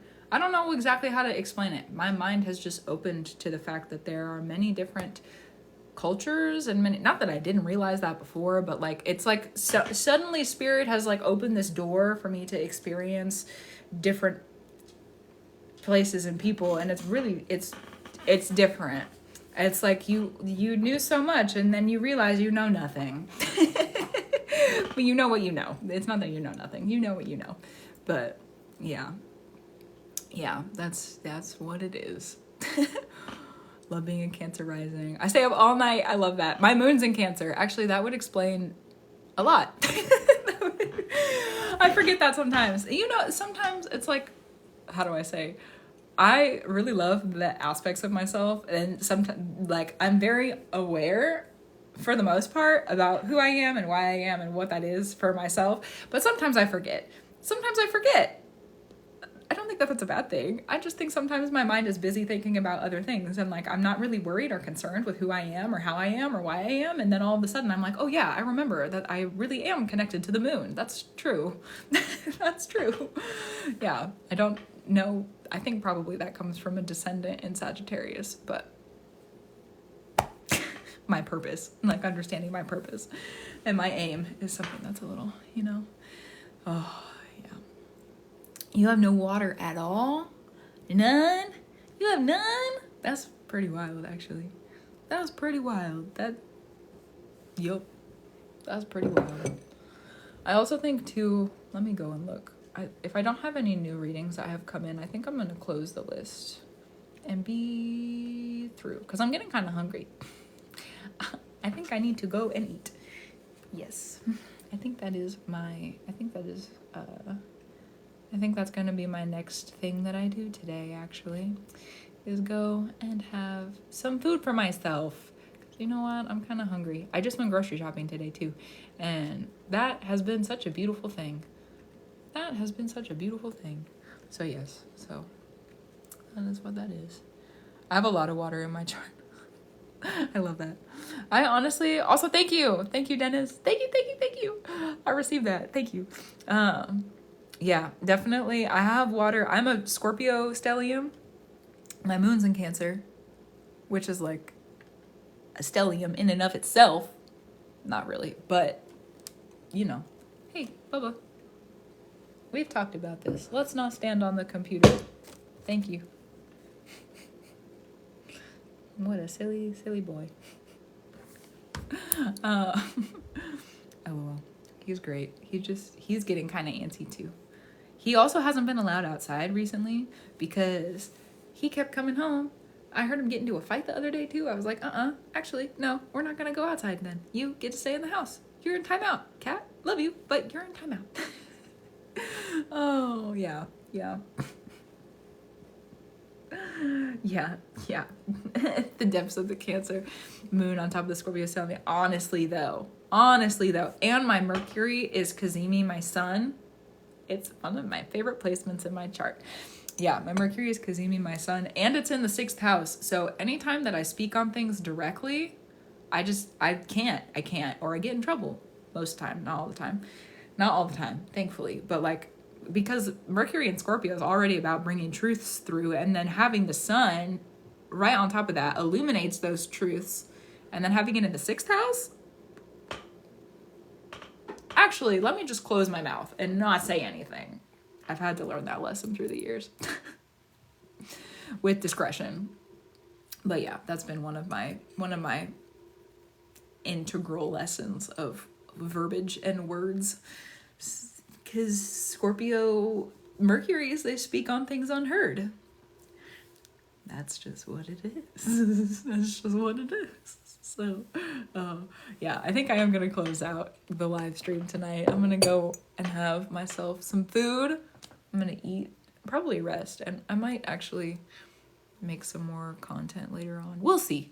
I'm pretty with the content recently. I feel like I've been on top of it, making it, growing it, doing what it needs to do. So yeah, good night and good morning. Thank you. And I will enjoy the food. Oh, wherever you're at, enjoy your time, whatever time zone you're in. And if you're eating, also enjoy your food too. Before I go, the only other update that has been going on with my readings being only on live stream now is that I am doing a Pluto and awarding Magick live stream, and that is specifically on May 29th at 7 p.m. Eastern time. So if you're interested in that, there's more information on the website. Feel free to DM me if you have questions and other information, but I'm really excited about that. So if you're interested in it, I am too, and I'm really excited to bring that information to you. So yes, and then anything else before we're through? There's a blog if you want to sign up for email updates for blogs and podcasts. And I haven't been writing as much recently, but there's just been a lot of things in the background that are moving around, and I'm really just like in a moment where I need to ground. So yes, and then if you're interested in sending books to me, I have a book wish list up on my website, which I'm actually really excited about. I have a wish list there, but feel free to send books if there's other books you want to send to me. I love studying. So I think that's really it. Those are the updates. Thanks for being here. I love you so much. I love you so much. Thank you. Yes. Enjoy your time. I will return probably tomorrow night. night. And I will see you then. Or see me on your For You page eventually, before that, after that, whenever. I'll see you then.